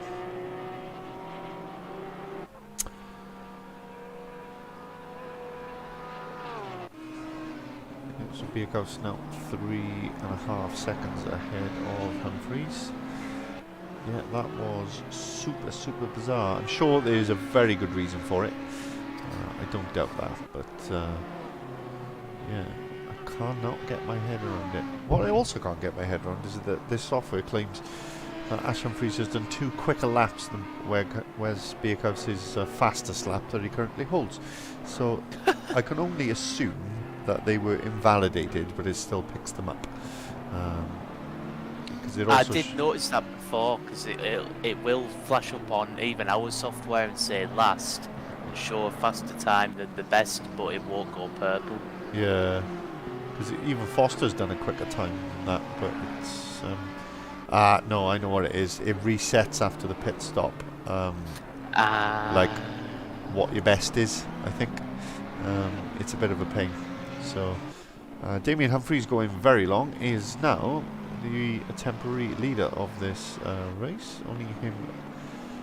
I was about to say only him and Stevens, but Stevens is also now in the pit, so it's only Humphries who has yet to pit. So he is going long. And, just doing Alex Albon and pit my final lap. I think the petrol tank might cry out before the last lap. Yeah, that's true, actually. Yeah, he will need to make a stop at some point. That is without a doubt. But the question is, how long can he go? Like I say, there is no benefit to doing a splash and dash on this because the default pit time is 30 seconds, regardless of how much fuel you put in. So it's mandated unless you have damage, it'll be longer. James Hayward on the YouTube chat there saying cracking pass. I assume he's talking about Ash Humphries' move on Wes Bierkhoff for the lead a little bit earlier on. But he's given the position back during the pit stops. Not sure why at this point, but I'm sure we'll find out a little bit later on. But just trying to work out Humphries being the last man to pit. Where he is going to come out. So he's going to lose 60 seconds. I'm just going to count back drivers till I get to 60 seconds. So Humphrey should come out in 8th or 9th place, roughly, depending on how things change over the coming laps. So yeah, I mean, that would be his best race of the season, because Damien Humphries has had a real struggle this season. Struggled for practice time, struggled with people hitting him up the backside at every which way and turn. I think he got hit up the backside on the opening lap of the first 3 races in a row. So, easy to get frustrated, Aaron, isn't it, when that's happening to you? But he stuck with it, and yeah, this will be his best race of the season so far, no doubt. Yeah, we mentioned it a couple of times in season 1, for a couple of guys like Prescott, who just kept on soldiering on despite having difficult weeks, and I think Damo's definitely one of those guys, and I think that hard work eventually pays off, and it's paying off tonight. Yeah, I mean, we've said it before, it's a lack of practice time. I've raced against this boy for years, and we've taken each other around the Nürburgring in real life. I know the boy really, really well, and I know how talented a driver he is. But when you haven't got the practice time to fine-tune the car, Doug, you just can't make the most of it, and that's the prime reason. He makes the time to race, but when you haven't got the practice time, these other guys have got spending 6-7 hours a week, fine-tuning the car. He's never going to stand a chance, really, is he? Unfortunately. No, especially on ATC practice, and as you said, tuning a car is so important. Even like when I mentioned before, on my race win, that week I did before that race, I did the most practice I've ever did for a race. That translated into a win. So even on a game where I didn't, adjust setups, practice still translates into performance. So I think if he's not got transfer practice nor to sort of setup out, it's just a double whammy of possibly being a bit disadvantaged, I suppose. Yeah, I mean, I don't know whether you'll agree with me, you boys, but for me, practice is even more important when you can't fine-tune the setups. I mean, it's important to be able to fine-tune the setups on this game, but like on Race Room, where we run fixed setups in the touring cars, I think practice is even more important, because you can't change anything about the car. All you can do is change your braking spots, your braking bias, Yeah, your driving suit line. So yourself. it's all about you. So practice becomes even more important in that element. So I suppose they're equally important, but for very different reasons. This is about fine-tuning the car and obviously learning the track, whereas when you've got a fixed setup, it's about fine-tuning your driving. Yeah, exactly. I think, as you were just saying, you have to adjust to a car and track when you've got fixed setups, whereas here you can tune a car to you and the track a bit. So it makes your job slightly easier, but if you're not good at tuning a car, then it doesn't make your job any easier. Yeah, whereas here you can dial out a bit of oversteer and change the suspension to be able to run the curbs a bit more. When you've got a fixed setup, you just got to get on with it as best you can and adjust your driving style to suit. But it's getting pretty dark out there now. People have got their lights on, and Humphries does come in for his pit stop. So Ash Humphries, his brother and former teammate from last season, not so this season, is now 5 seconds behind Bakehouse. So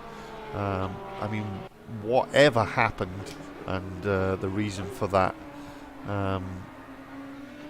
that swap, we won't know until the end of the race. But there we go. There he is. He is dropping back, and Foster only 3.5 seconds behind him now. And coming back into this race, but 8.5 seconds off the lead as it stands. Give me a prediction then, boys. Dougie, if you go first, is he going to do it? Oh, I don't know. Foster, I mean. Is Foster going to have enough pace in the last half hour of this race to get up to the back of Bakehouse and challenge him for the lead? I'm going to be brutally honest, I don't think so. I don't know, maybe it's not Foster's track, or is it, as we said, maybe a bit of damage. I don't know whether that'll still be there or not, but I just don't think he's got the pace at the minute. I don't know. He's a big gap. He's a 3-second gap with Humphries in between. And as we've seen, Humphries isn't making it easy to pass or be in front of either, so I'm not too sure. Yeah, I mean, he may have set his pit stop strategy not to fix damage, but if he did have damage, it didn't cost him any time in the pit stops because his pit time is exactly the same as everyone else's. Beerkhouse's, it was 2 seconds longer than Foster's and Humphries, so I think he did have a little bit of damage, perhaps bodywork damage that he repaired. Excuse me. But yeah, the pit stop times were the same. So if Foster did have damage, he didn't repair it, and it doesn't appear to be damaged, and it was only a tiny tap. So yeah, I think Aaron, you might have been right, mate. I think that perhaps he was just playing a tactical game, and to come back later in the race. And let's see if he's got the pace to do that. Yeah, I don't think I'm with Dougie on this one. I don't think he's going to get P1, but I can see him catching Ash. The only thing that's going to be really difficult is we've seen how quick that McLaren is in a straight line. We know how slow the Porsche is in a straight line. But the Porsche's advantage is corners and braking.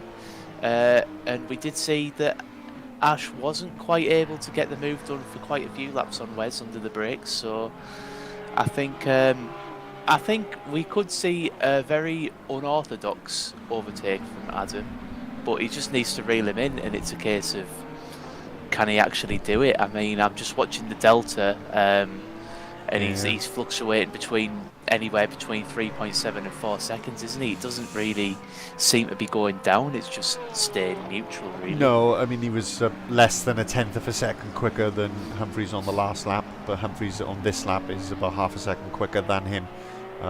So it doesn't look like it's happening. I think Foster pitted earlier, probably had tyres in a better window at the time, so that it looked like he was catching, but now Humphries has got his tyres up to temperature, etc. It looks like Foster's just sort of settled in, really, and I think this is enough for him to win the championship. He's not going to swing 18 points, being only 2 positions behind, so I'm sure he'll be satisfied with that, but I'm sure he would have wanted to take the championship with a race victory. No, it's the best possible way to end it, isn't it? If you win on a race, but we've seen it many times in the past where that doesn't necessarily happen. So yeah, we have. Yeah, I mean, sometimes you just got to get the job done, regardless of where you end up. And yeah, it just is what it is at that point, and not much you can do to change it. So you just crack on and do your best. But just I guess take this opportunity. We've got 25 minutes left. There's not a lot of close battles out there at the moment. Or not any, for that matter. So let's just have a little bit of a reflection. I mean, Foster's been insanely. He's turned up to every race, which sort of helped the initial gap. But even with drop scores on, he's still leading the championship, and he's been insanely consistent, hasn't he, Aaron? Just from the first race right through. Yeah, it's amazing, really, because. I look at that first race and he struggled a little bit in that Porsche. He wasn't like towards the front like he is tonight. He has grown into it, but that Porsche has not been the quickest car really for all of this season. It's just always been like there or thereabouts. It's always been a top 5 car, and I think it just shows how consistency is so important, because if I look back through the season and I just think, did I think that Adam was gonna be leading the championship? Maybe he's not, or maybe he's not by the margin that he is. I thought he would have had a much harder challenge, just purely because of the fact of the quality of the cars and the guys around him. But he's got himself where he is. He was season 1 champion for a reason, and he's proved it this season by delivering consistent point scores every single week, and he's just proven it again tonight. He's not in the hunt for the win, but he's just keeping it on the black stuff, and he's in a very solid P3. Yeah, anything to add to that, Doug? Well, Aaron summed it up very, very well, to be fair, and as I just said, it's amazing to have that sort of consistency. As Aaron said, he's not possibly been like all over it like last season, where did he win the championship like 1 or 2 races before the end? Yeah. It's been a bit more of a hard battle, but again, he's still showing his class and still showing why he was season 1 champion. So I mean, if I'm just looking at the scores now, so he scored 33 points, 33 points, 46 points, 27 points, 50 points, 100 points for the double points, double race length. That was it Silverstone, that one? The double. Was it Donny? Or was it Don? Donny, yeah. Or was it Alton? No, one was Donny, one was Alton, wasn't it? I can't remember which way around it was. Anyway, then he scored 33, 46, 50, and then his worst result in a sprint was last weekend when he scored 15 and 50, and his worst endurance result is a 33 from the opening race of the season, which, as we said, he struggled, whereas Wes has scored 46, and then he missed Spa, so he's got 0 for that round, which is one of his dropped scores. And then he's got 30, 33, 92, 39, 42, 42, 50, 36. So when you take into account, the drop scores, actually they're insanely close, these guys. So it's transpired there's 17 points between them going into this race. At the moment, they are going to be separated by less than that after this race, I think. But not enough, I don't think, to swing the championship in favour of Bakehouse. But Bakehouse and Foster have just been absolutely insanely good all season long, and credit to them for it.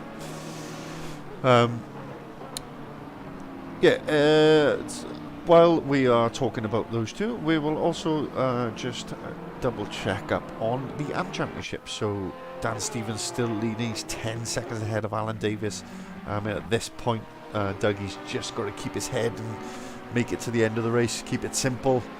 And that AM Championship should be his, and Weaver's unfortunately 3 places back, so he is out of it as it stands. and less drop scores have a huge impact. But just a word on Davis and Stevens this season, because again, I think Davis has been probably more consistent, but as we said earlier, Stevens' improvement over the season has been absolutely exceptional to see. Yeah, I just echo that as well. Stevens developed and has developed every single race, as shown by the fact he's currently on for the AM Championship. Davis, I think it was last week, had a bad round. Still kept his head up and clearly still fighting for it. Obviously not on for the win of the championship at the minute, but he's still there fighting. He's only one place behind Stevens. He literally can't be any closer to potentially taking it, if you know what I mean, if he overtakes Stevens, but it looks unlikely at this stage. Yeah, I mean it does. I mean, I think it's going to take a mistake, which is not something we would want to see. But I mean, 10 seconds in the last 20 minutes when we got this far, when he's managed to pull out that gap, looks like Porsche's got the measure of it. But debut season from Davis, Aaron, and as we said, continuous improvement from Stevens. Just cracking from both drivers. Yeah, definitely. And not to deflect away from what you were just saying there, I was going to say this earlier on actually, until there was an incident. Some of the new guys, Kingston, how good has he been since joining this league? I mean, we got a glimpse of it last week at Suzuka. The pace was unbelievable, and he's up in P5 and challenging Lloyd for P4. I'm really excited to see what he's going to do next season. I think he's coming to the season late, showing that he's definitely got the stuff to be up there in a Ferrari, I might add as well. I think he could be a special one. I think he could do really well next season. I'm going to make a bold prediction. I think he could be season 3 champion. If he performs this well, he could be on for season 3 champion battling Foster, I think. Well, I mean, I think I said a couple of weeks ago in the post-race chat when we had Galanos with us, he is absolutely rapid in the right car. We've got Kingston, Bakehouse, at the right track in the right car again is absolutely rapid. I think the trouble all these guys have is they'll have tracks where they're better than others and stuff, whereas Foster really does seem to be able to do it at every track. The fact that he's managed to do this in the Pig Porsche is just astounding, really, because he shouldn't have, I think Aaron said earlier, he really shouldn't have been anywhere near the championship in that car. But what we need to see is Wes just finding just that extra 1 or 2% that he's just lacking. That said, he's got Foster covered today, and he's had a few other occasions as well, but it hasn't always gone his way. But if he can find just that extra 2 or 3%, Humphreys, another one who, on his day in the right car, can challenge. And Wes must be gutted with missing that week in Spa. Absolutely. But it hasn't really made much of a difference in terms of drop scores, because his scores have been consistent other than that. But it'd be interesting to see if it had an impact. But yeah, the point I'm making is if we get Kingston into the championship full time, Galanos can make most of the races. Then you've got a 5-driver championship, and that's why you want to see different drivers winning every week, and anybody of those 5 then in with a shout of the championship. That's what we want to see going forward. But we live and dream, but hopefully we'll get that. Next season we will have to wait and see. But yeah, yes, absolutely. It's been cracking, isn't it? It's been a really, really good season. We've had lots of entertainment, and it's been really enjoyable to stream and call the action for you guys. But Kingston, Reed coming back and forth, but Reed's still ahead at the moment, not making it easy for the Ferrari in the McRari. I have a quick question. Yeah, fire away, my friend. which season have you preferred commentating on or enjoyed more? Season 1 or Season 2? Season 2 for me, for 2 reasons. One, we have refined the process of actually doing it, got used to the software, improved the software, got new software, which has all helped us call the action that little bit better.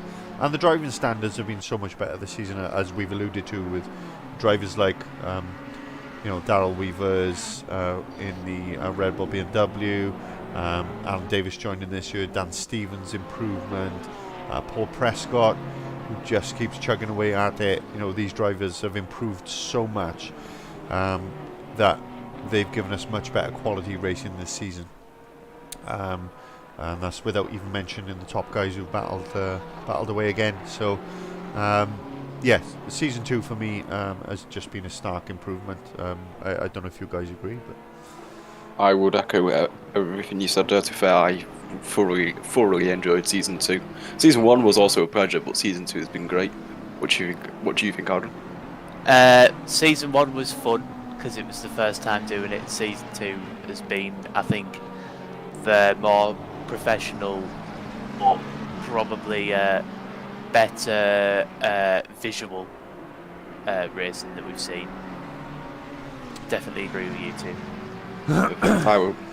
As I said, it just keeps getting better. The racing gets better. Mike and all the overlays and everything like that keeps getting better. We've got better software, and us three as a whole, I feel, obviously, we now actually have some form of chemistry doing commentary, because I don't think 3 people thrown into our comms box is the easiest thing to get used to either.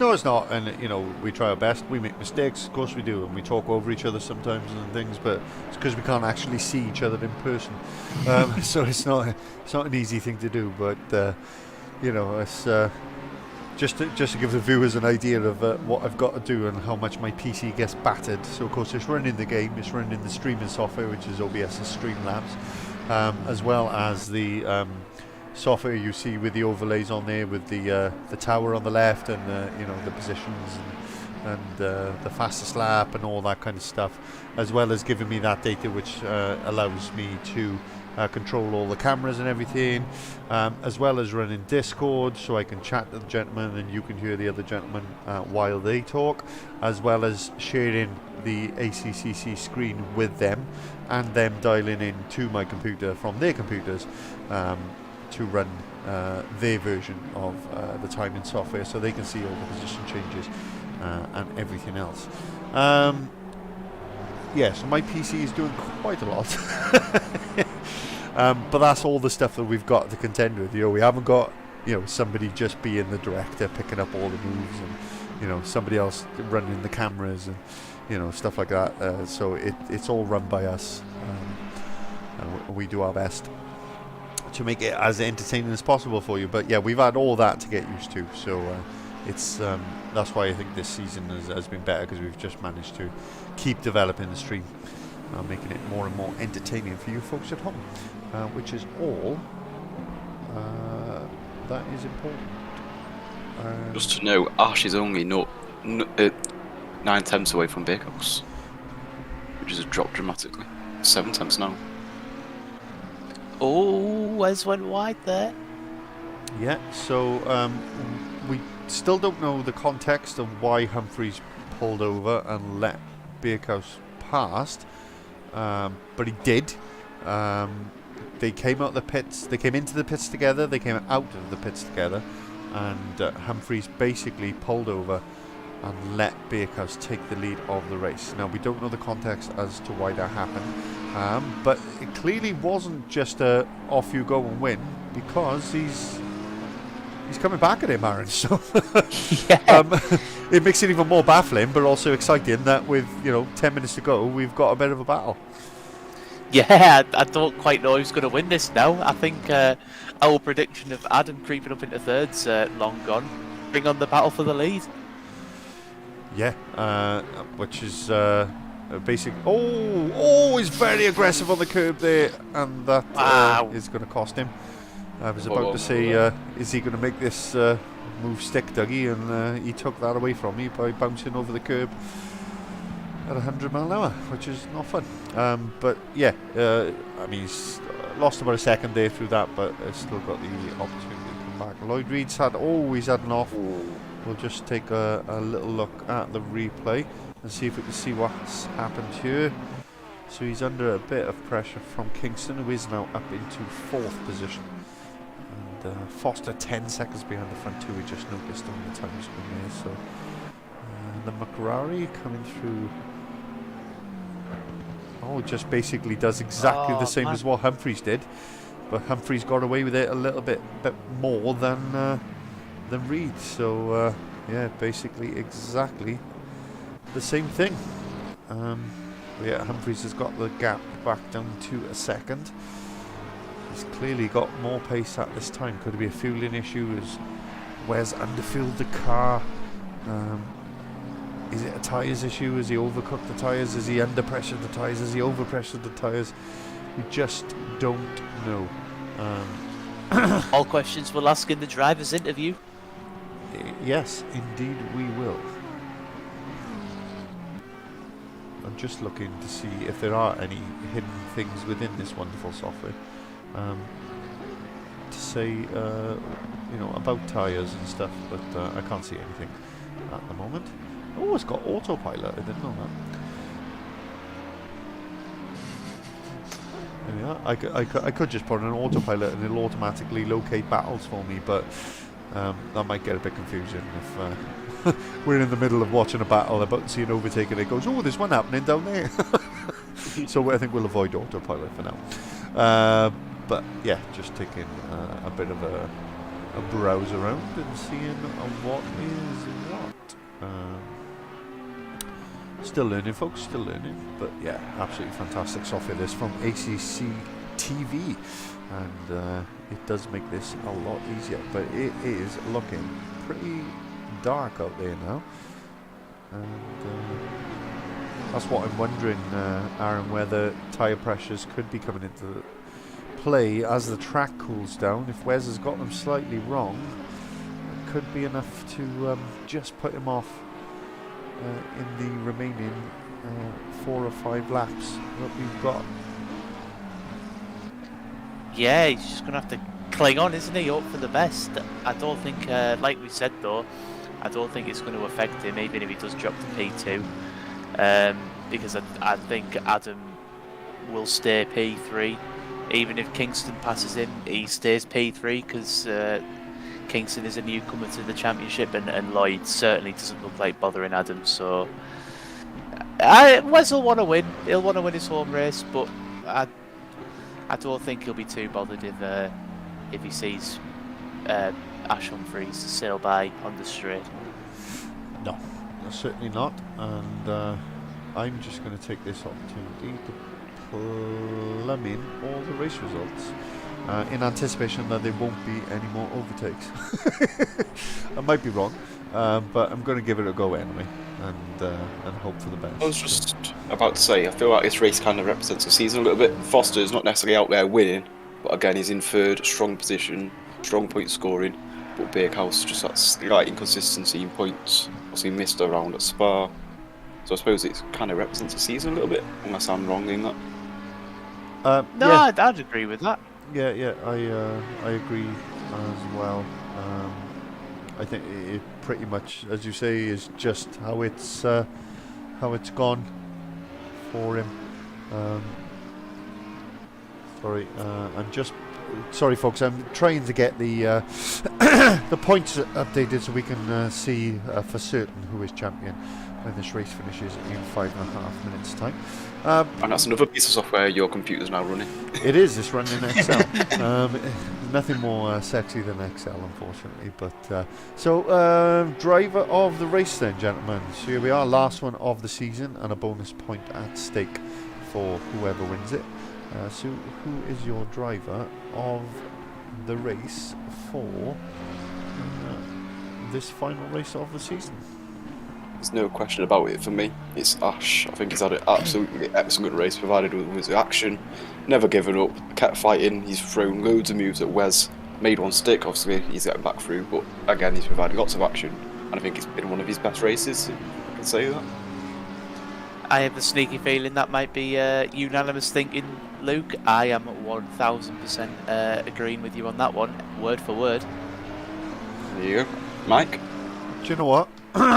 Not fully unanimous, but I'm going to make it unanimous to make it easy. But I just want to give a mention to his brother, Damien, who's running in 7th position and having the best race he's had all season after a torrid season at times, as we see Ash really pressuring Big House now for the lead of this race. Oh, is he going to have a dive at the inside? No, he just has a little look and then leaves it there. But for me... oh no, he's made it. He's made a stick. He's made a stick. He's made a stick on the second part of that complex, and he's got himself up into the lead, and Big House down to 2nd. And now I have to change the spreadsheet. Actually, I won't do it till the end, because I know my luck they'll overtake each other again. But yeah, I think Damien Humphries deserves an honourable mention. 7th place after a torrid season. And he's driven exceptionally well today. Went really long, as we saw. Kept the tyres in play. Even led a few laps before his pit stop. And 7th place. But I think Ash Humphries takes driver of the race unanimously from us on this occasion. Another question for you. Who gets your commentators' kudos? I suppose that'd be Damo, wouldn't it? We've just given it there. Commentators kudos to Damien Humphries. Oh, one of the new guys, then, should I say. One of the new guys who can't, or commentators' point. I think Kingston in P4. I think... who else? I'd say... Fagater in P13, good drive, solid drive in the Bentley as well. Two honourable mentions there, 2 commentators kudos. I would agree with her. Yeah, nothing to add. I completely agree with what you've said there. I think they've driven brilliantly. On debut. Endurance race, tricky track. So fair play to them. But yeah, if we're just assigning it to a second driver who is just getting a nod from us, then it's Humphries. But if it's for a non-official driver and a nod to a job well done, then I would agree with Kingston. I would agree too. There we go. So.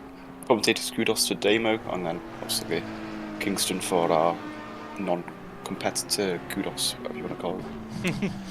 Indeed. Got an excellent ring to it, that, hasn't it? It's got a good ring. Bit of alliteration. So, kind of. What's been your highlight of the season, guys? God. I think mine's got to be all the Portaloos at Alton Park. Either the Portaloos at Alton Park or the flying cars. Yeah. The flying cars was brilliant. Oh God, highlight of the season. Oh God, it's been such a long season, isn't it? It's hard to remember everything. Oh God. I'm going to say the highlight of the season for me is Morris taking the second sprint victory at Spa, just because it was so unexpected, and the drivers, they were all taking each other out at Eau Rouge and not fueling enough and getting their tyres wrong, and all of a sudden up popped Morris and said, "Cheers, boys," and took himself a nice little victory. So I think that's going to be my moment of the season. The one I would say would be Johnsy and Fairley. Was it them two was having a really, really good battle back and forth? Yeah. Paul Ricard. Yeah, some great racing there. That was the one that actually came to mind first for me, that one. I think it was very impressive to Fair. I think at the time we're both quite new as well, so it was even more impressive. Have you got a different one, Aaron? No, I'm just sorry, mate. I think that is the first one that comes to mind for me. So, it was definitely the most on edge I think we've ever been in the commentary booth. Purely because it didn't actually look like anyone could make the move. I think this has been a good moment as well. This battle between Ash and Wes, because it's lasted an entire hour basically. Well, an hour and 20. So I'd say, yeah, the Paul Ricard race 1, that entire race 1 was really good. And this little battle that we've seen tonight, actually.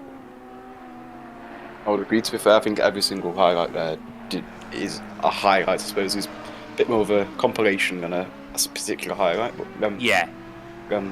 4 instances. Here So he here we comes go. now. I think. Yep, building up to the line. P1 for Ash Humphreys. What a result. There he is. Your race winner. A very wayward Audi in the background, doing something for the crowd, crashing into the barriers.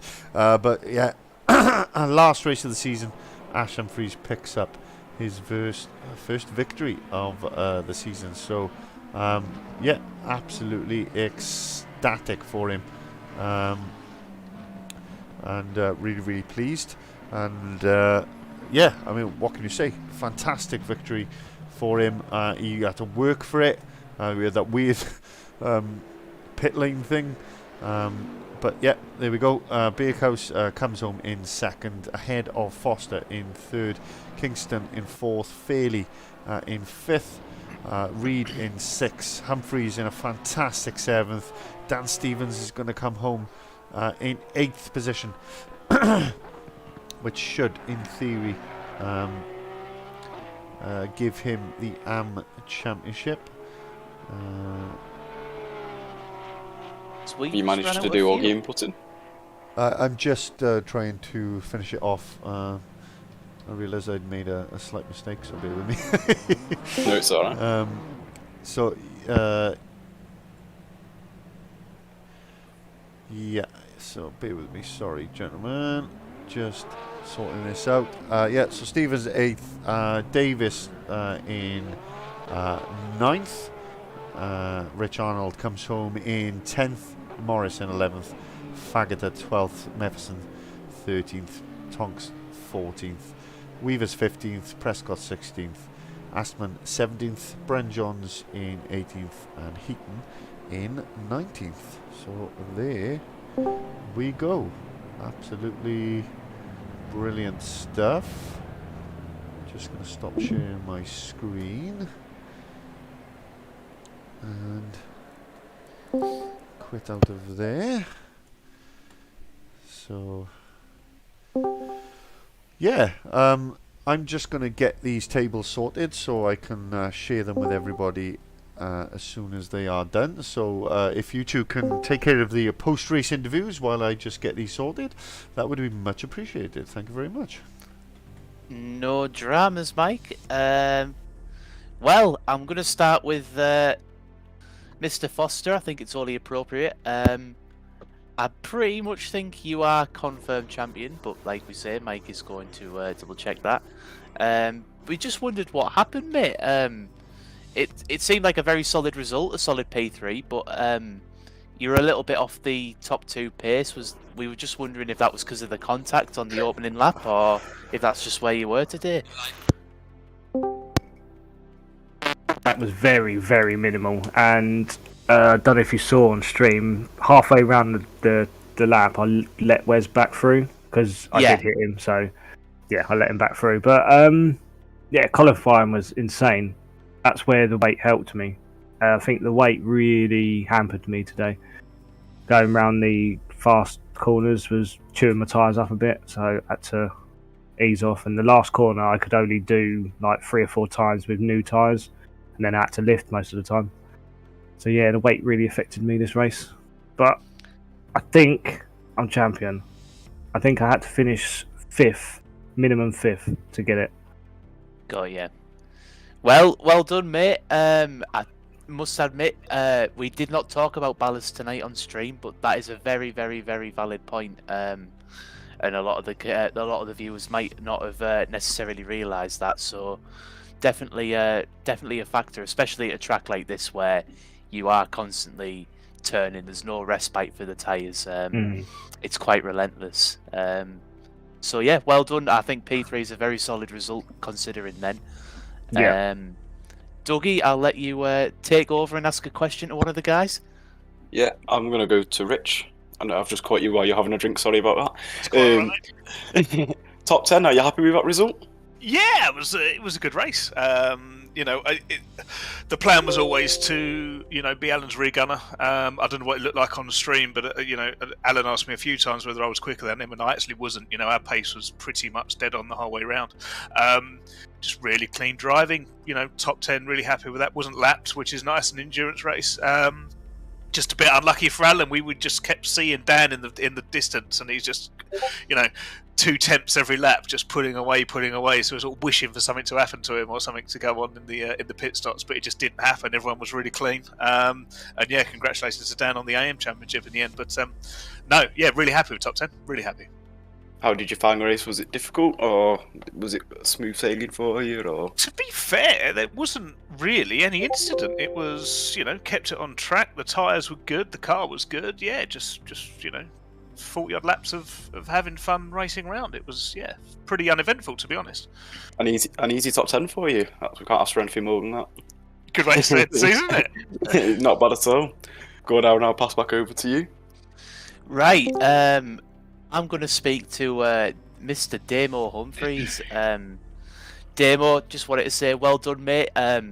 Mike quite rightly pointed you out as having one of the best results of the season. I think it was actually the best result of the season for yourself. We're calling it the commentator's kudos, where you don't necessarily get driver of the race, but you do get an honourable mention. So I'll take it.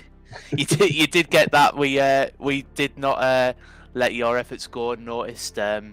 Just wanted to pick your brains on what the tyres were like out there, because we sort of mentioned it very briefly how the changing in time of day might have affected the tyre performance. And I just wanted to know what it was like for you personally out there. Did you find it difficult? Was with this track being such a corner orientated place, did you find it all right? How was the Lexus? That the typical kind of stuff.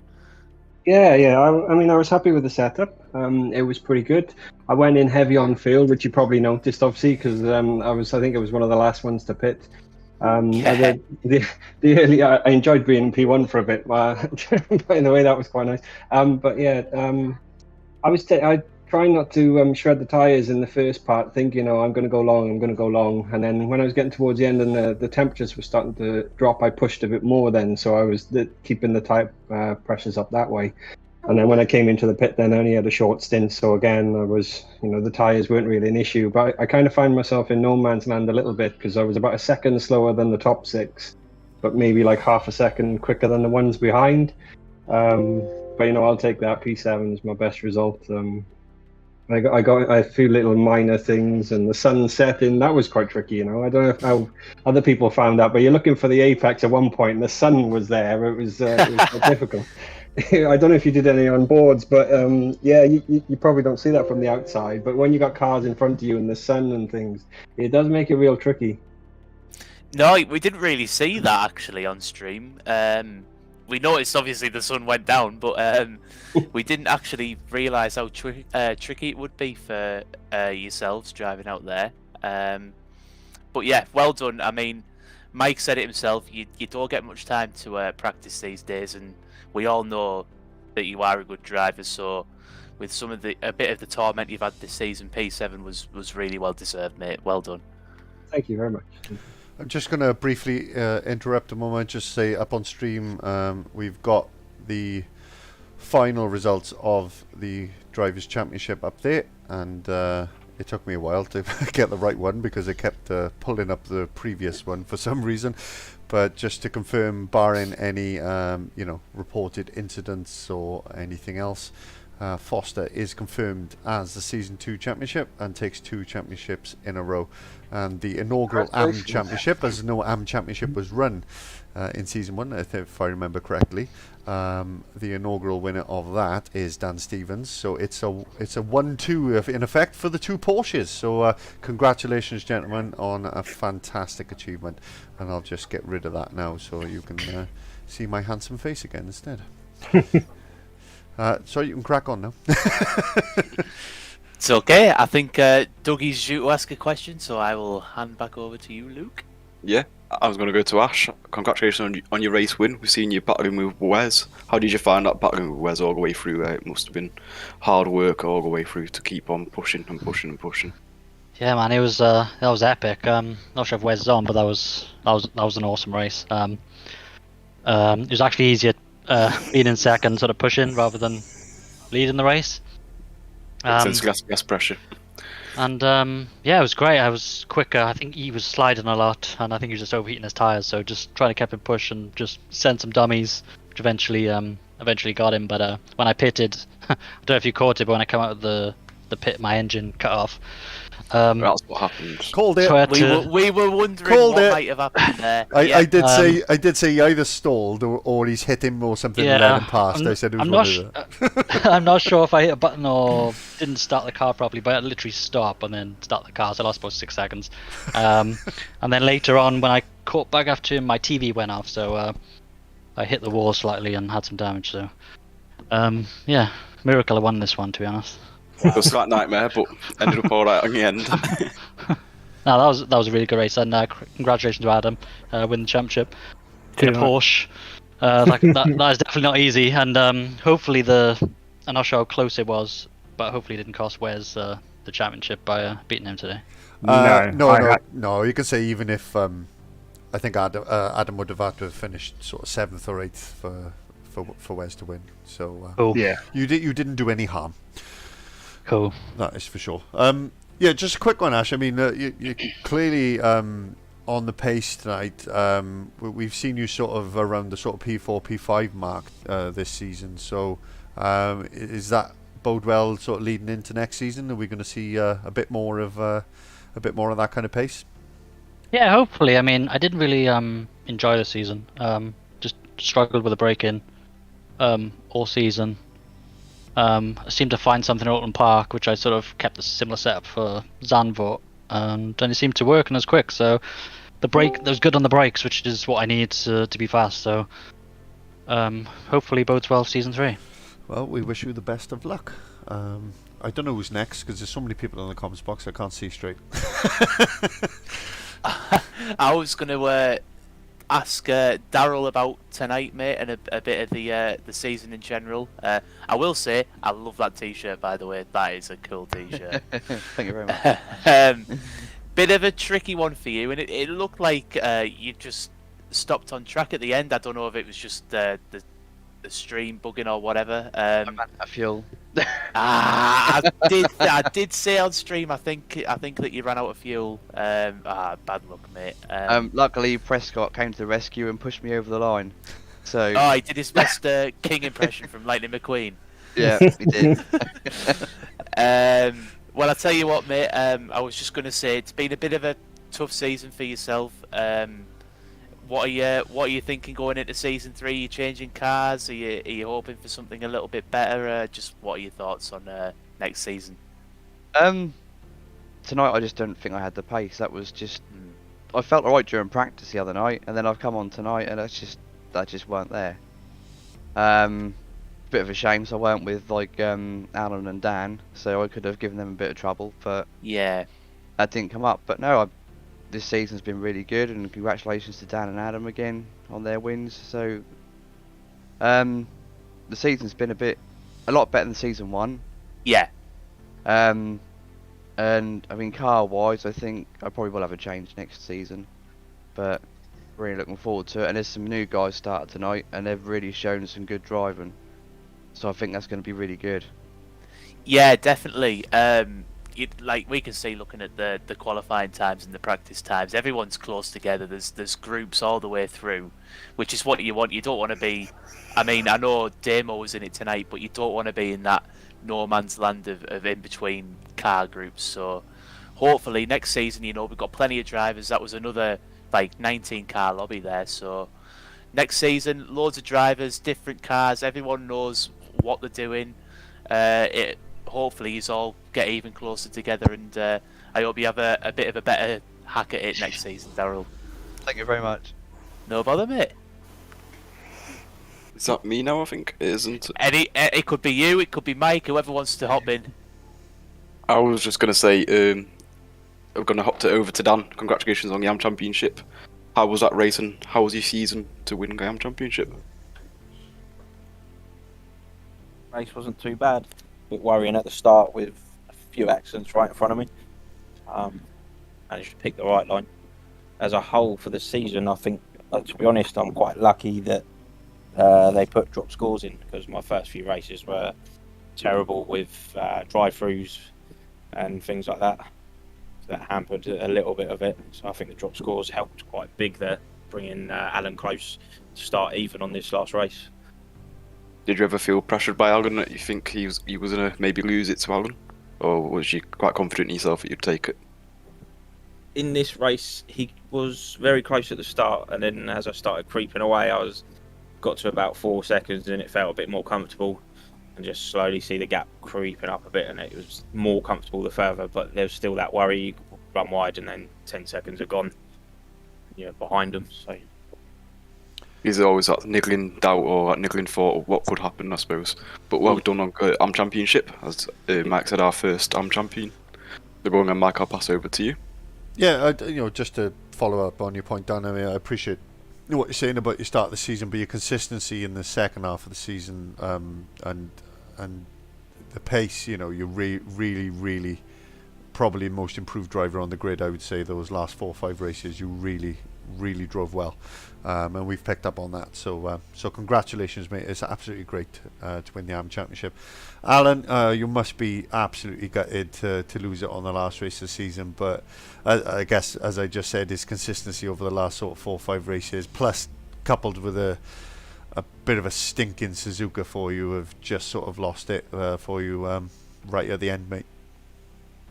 Yeah, first of all, well done to Dan, deserved winner. Kind of my season was the other way around, consistent at the start and then a couple of nightmares towards the end. Am I gutted? Not tonight.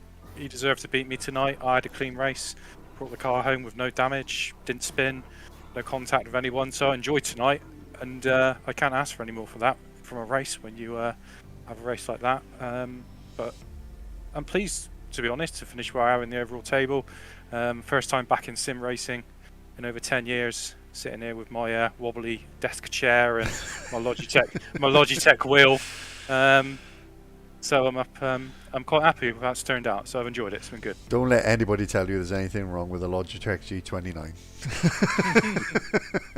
All these Fanatec people, I tell you what. No, well said, mate. And that's great. Great to hear. Absolutely great sportsmanship. And we spoke to your teammate earlier. He said obviously a bit of off time now. Great first season for you as a team. You've really found your feet. You understand the software a bit better now, your technology and everything, so you've got the opportunity now to have a break, find the right car for you guys and really push forward for some top 10 finishes for next year. But congratulations on a debut season, which I think you can be really proud of.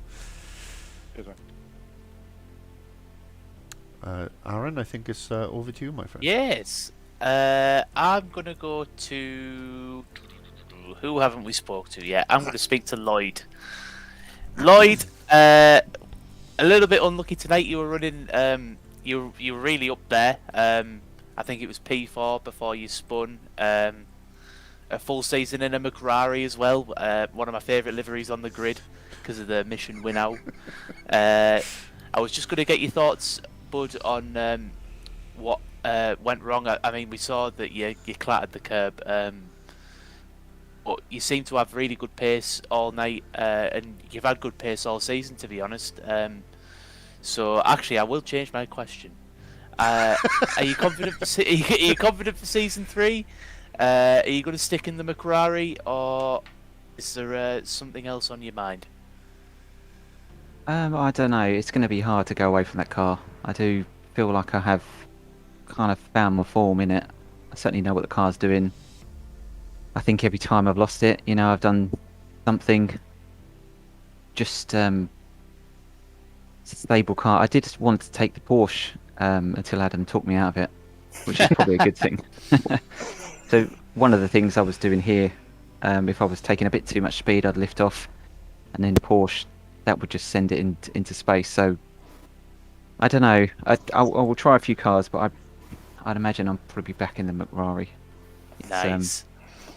Yeah, I mean, today, I I'm assuming the same thing kind of happened to Adam basically, but I couldn't find the form in the first half before the pit. I don't know, after about 30 minutes, the tyres just weren't gripping, so I couldn't get round corners properly, like the last corner. And then once I had a pit stop, I realised, it was the tyres. Found them form again. I was catching Adam pretty quick. But Kingston was right on my bum all the way, and ultimately I just lost it to pressure. I was trying to push too much. If he wasn't behind me, I probably would have just lifted a little bit for consistency, 10 minutes to go. After that, I had a little bit of damage. The tyres kind of felt even worse. So again, the last corner was where I was probably losing all the time. But no, I've really enjoyed the season. I've definitely got a lot better. It's just that sort of last 10% that I want to find now. But yeah, congratulations everyone. Brilliant season. I'd say get the Ferrari to Alan and Rich. Not the Ferrari, the McLaren, yeah. It's the best car.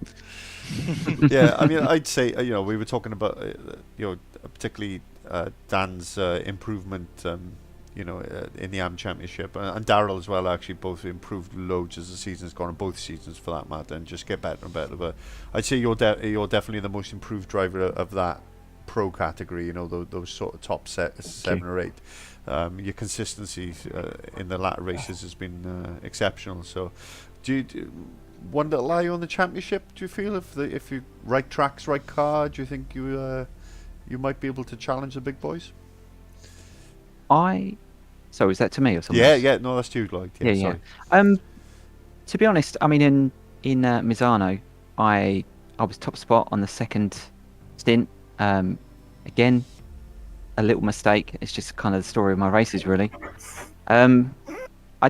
I don't think I'd ever catch up to Adam. It's always been my little thing in the chat. Just how not only does he get to that speed, but he looks comfortable at that speed, and that was kind of my issue tonight. I was at my limit to the point, something's bound to happen. So I think top 5 might be possible. I've slipped just outside of that this time, but no, I think I've got another season in me until I'm up there with him lot. Yep. Good, honest, honest feedback there. But I think, you can definitely be proud of what you've done this season. But I guess the mark of a truly great sim racer is somebody who can go out there and do the same lap time 40 laps straight, isn't it? Yeah. And like I say, it's that consistency is the reason I'm sat in the comms chair and not out racing with you guys. Because I can be quick over one lap, but it's usually just one lap under, and that's it. Andrew Fairley is the last driver I think we haven't spoken to, unless I've missed anyone. But you had some adventures tonight, mate. Bit oversteer. You had a couple of those slow, painful spins that you just can't do nothing about when the car starts going. Just setup issue, tyres issue, or just a bit happy on the throttle? What was happening tonight? It was a driver issue. Fair enough. Yeah, just not experienced enough on the track. I only came on an hour and a half in the practice lobby before qualifying, and that was my practice. So yeah, I did it a few times in quali as well, and didn't learn my lesson, and I got into P3 and I was trying to push to catch the other two, and I caught the curb on the chicane, and just went round, lost a ton of time, and then got my pace back and was catching them again, and just kept spinning and spinning and spinning. But the McLaren's I must have done it. Notorious, isn't it? As soon as you unsettle the rear, even the slightest, that's it, you're going round, isn't it? Yeah, I think I was just braking a little bit too late and turning a bit too hard, so just a little bit lighter braking earlier, and managed to figure it out in the last 10 minutes. Just a little bit. But yeah, I felt as though my pace was good to sort of get third. Just bottled it. Yeah, I mean, you definitely had the pace, and you would have been pushing for that top 3, no question. So again, that's the end of the season now. Obviously, time to reflect and pick cars and tracks for the next season, and get a feel for things. But you've shown at times this season that you could challenge for the championship. So is that in your mind, or is it just a case of turn up to each race and take one at a time and see how it goes? I'd like to say I would fight for the championship, but I think that Kingston who's joined is I can't live with him. So I think he looks favourite for it. And yeah, I don't know about changing car. I might go try the Audi. See what that's like. Yeah, fair enough. Yeah, I mean, Alex Kingston does look particularly quick. He's fought through from the back tonight, but yeah, very different when you're at the front and under pressure from the quick guys. So it'll be interesting to see what happens next season. But that is How long before next season kicks off? That is to be decided, I think. Yeah, not too sure yet. There'll be a bit of a break. Most of the comms team are on holidays through a lot of August and September, so I think it'll probably be mid-September-ish or something thereabouts. But that is for the guys to decide as and when they're ready. But no idea at the moment. But it'll be fantastic, whatever it is, because the first 2 seasons have been fantastic. Well, what can I say? We've had an entire season of sim racing again. 9 absolutely fantastic rounds. 8, sorry, we missed one because I couldn't make it. That was my bad. Randomly, I couldn't make that one and then made one I had COVID for, but there we go. But what season? It's been absolutely nail biting. We've had 2 championship, well 3 if you count the team's championship, that have all gone down to the last race and the last couple of laps. Anything could have happened. It's been absolutely fantastic. The call. I said it earlier, but just to reiterate, absolute thanks to my comms team. I could not do this without them. Thank you to all the organisers of the league for the work they put in, and also for providing us with the equipment and stuff that we have needed to do this job for you in the comms team. It's an absolute pleasure to be a member of this community. Find them on Facebook, find us on Discord. Get in, get racing, and we look forward to calling it all for next season. But that is it for now. So from me and Aaron and Dougie and all of the drivers who've joined us tonight, a massive congratulations to Adam Foster on his 2nd championship.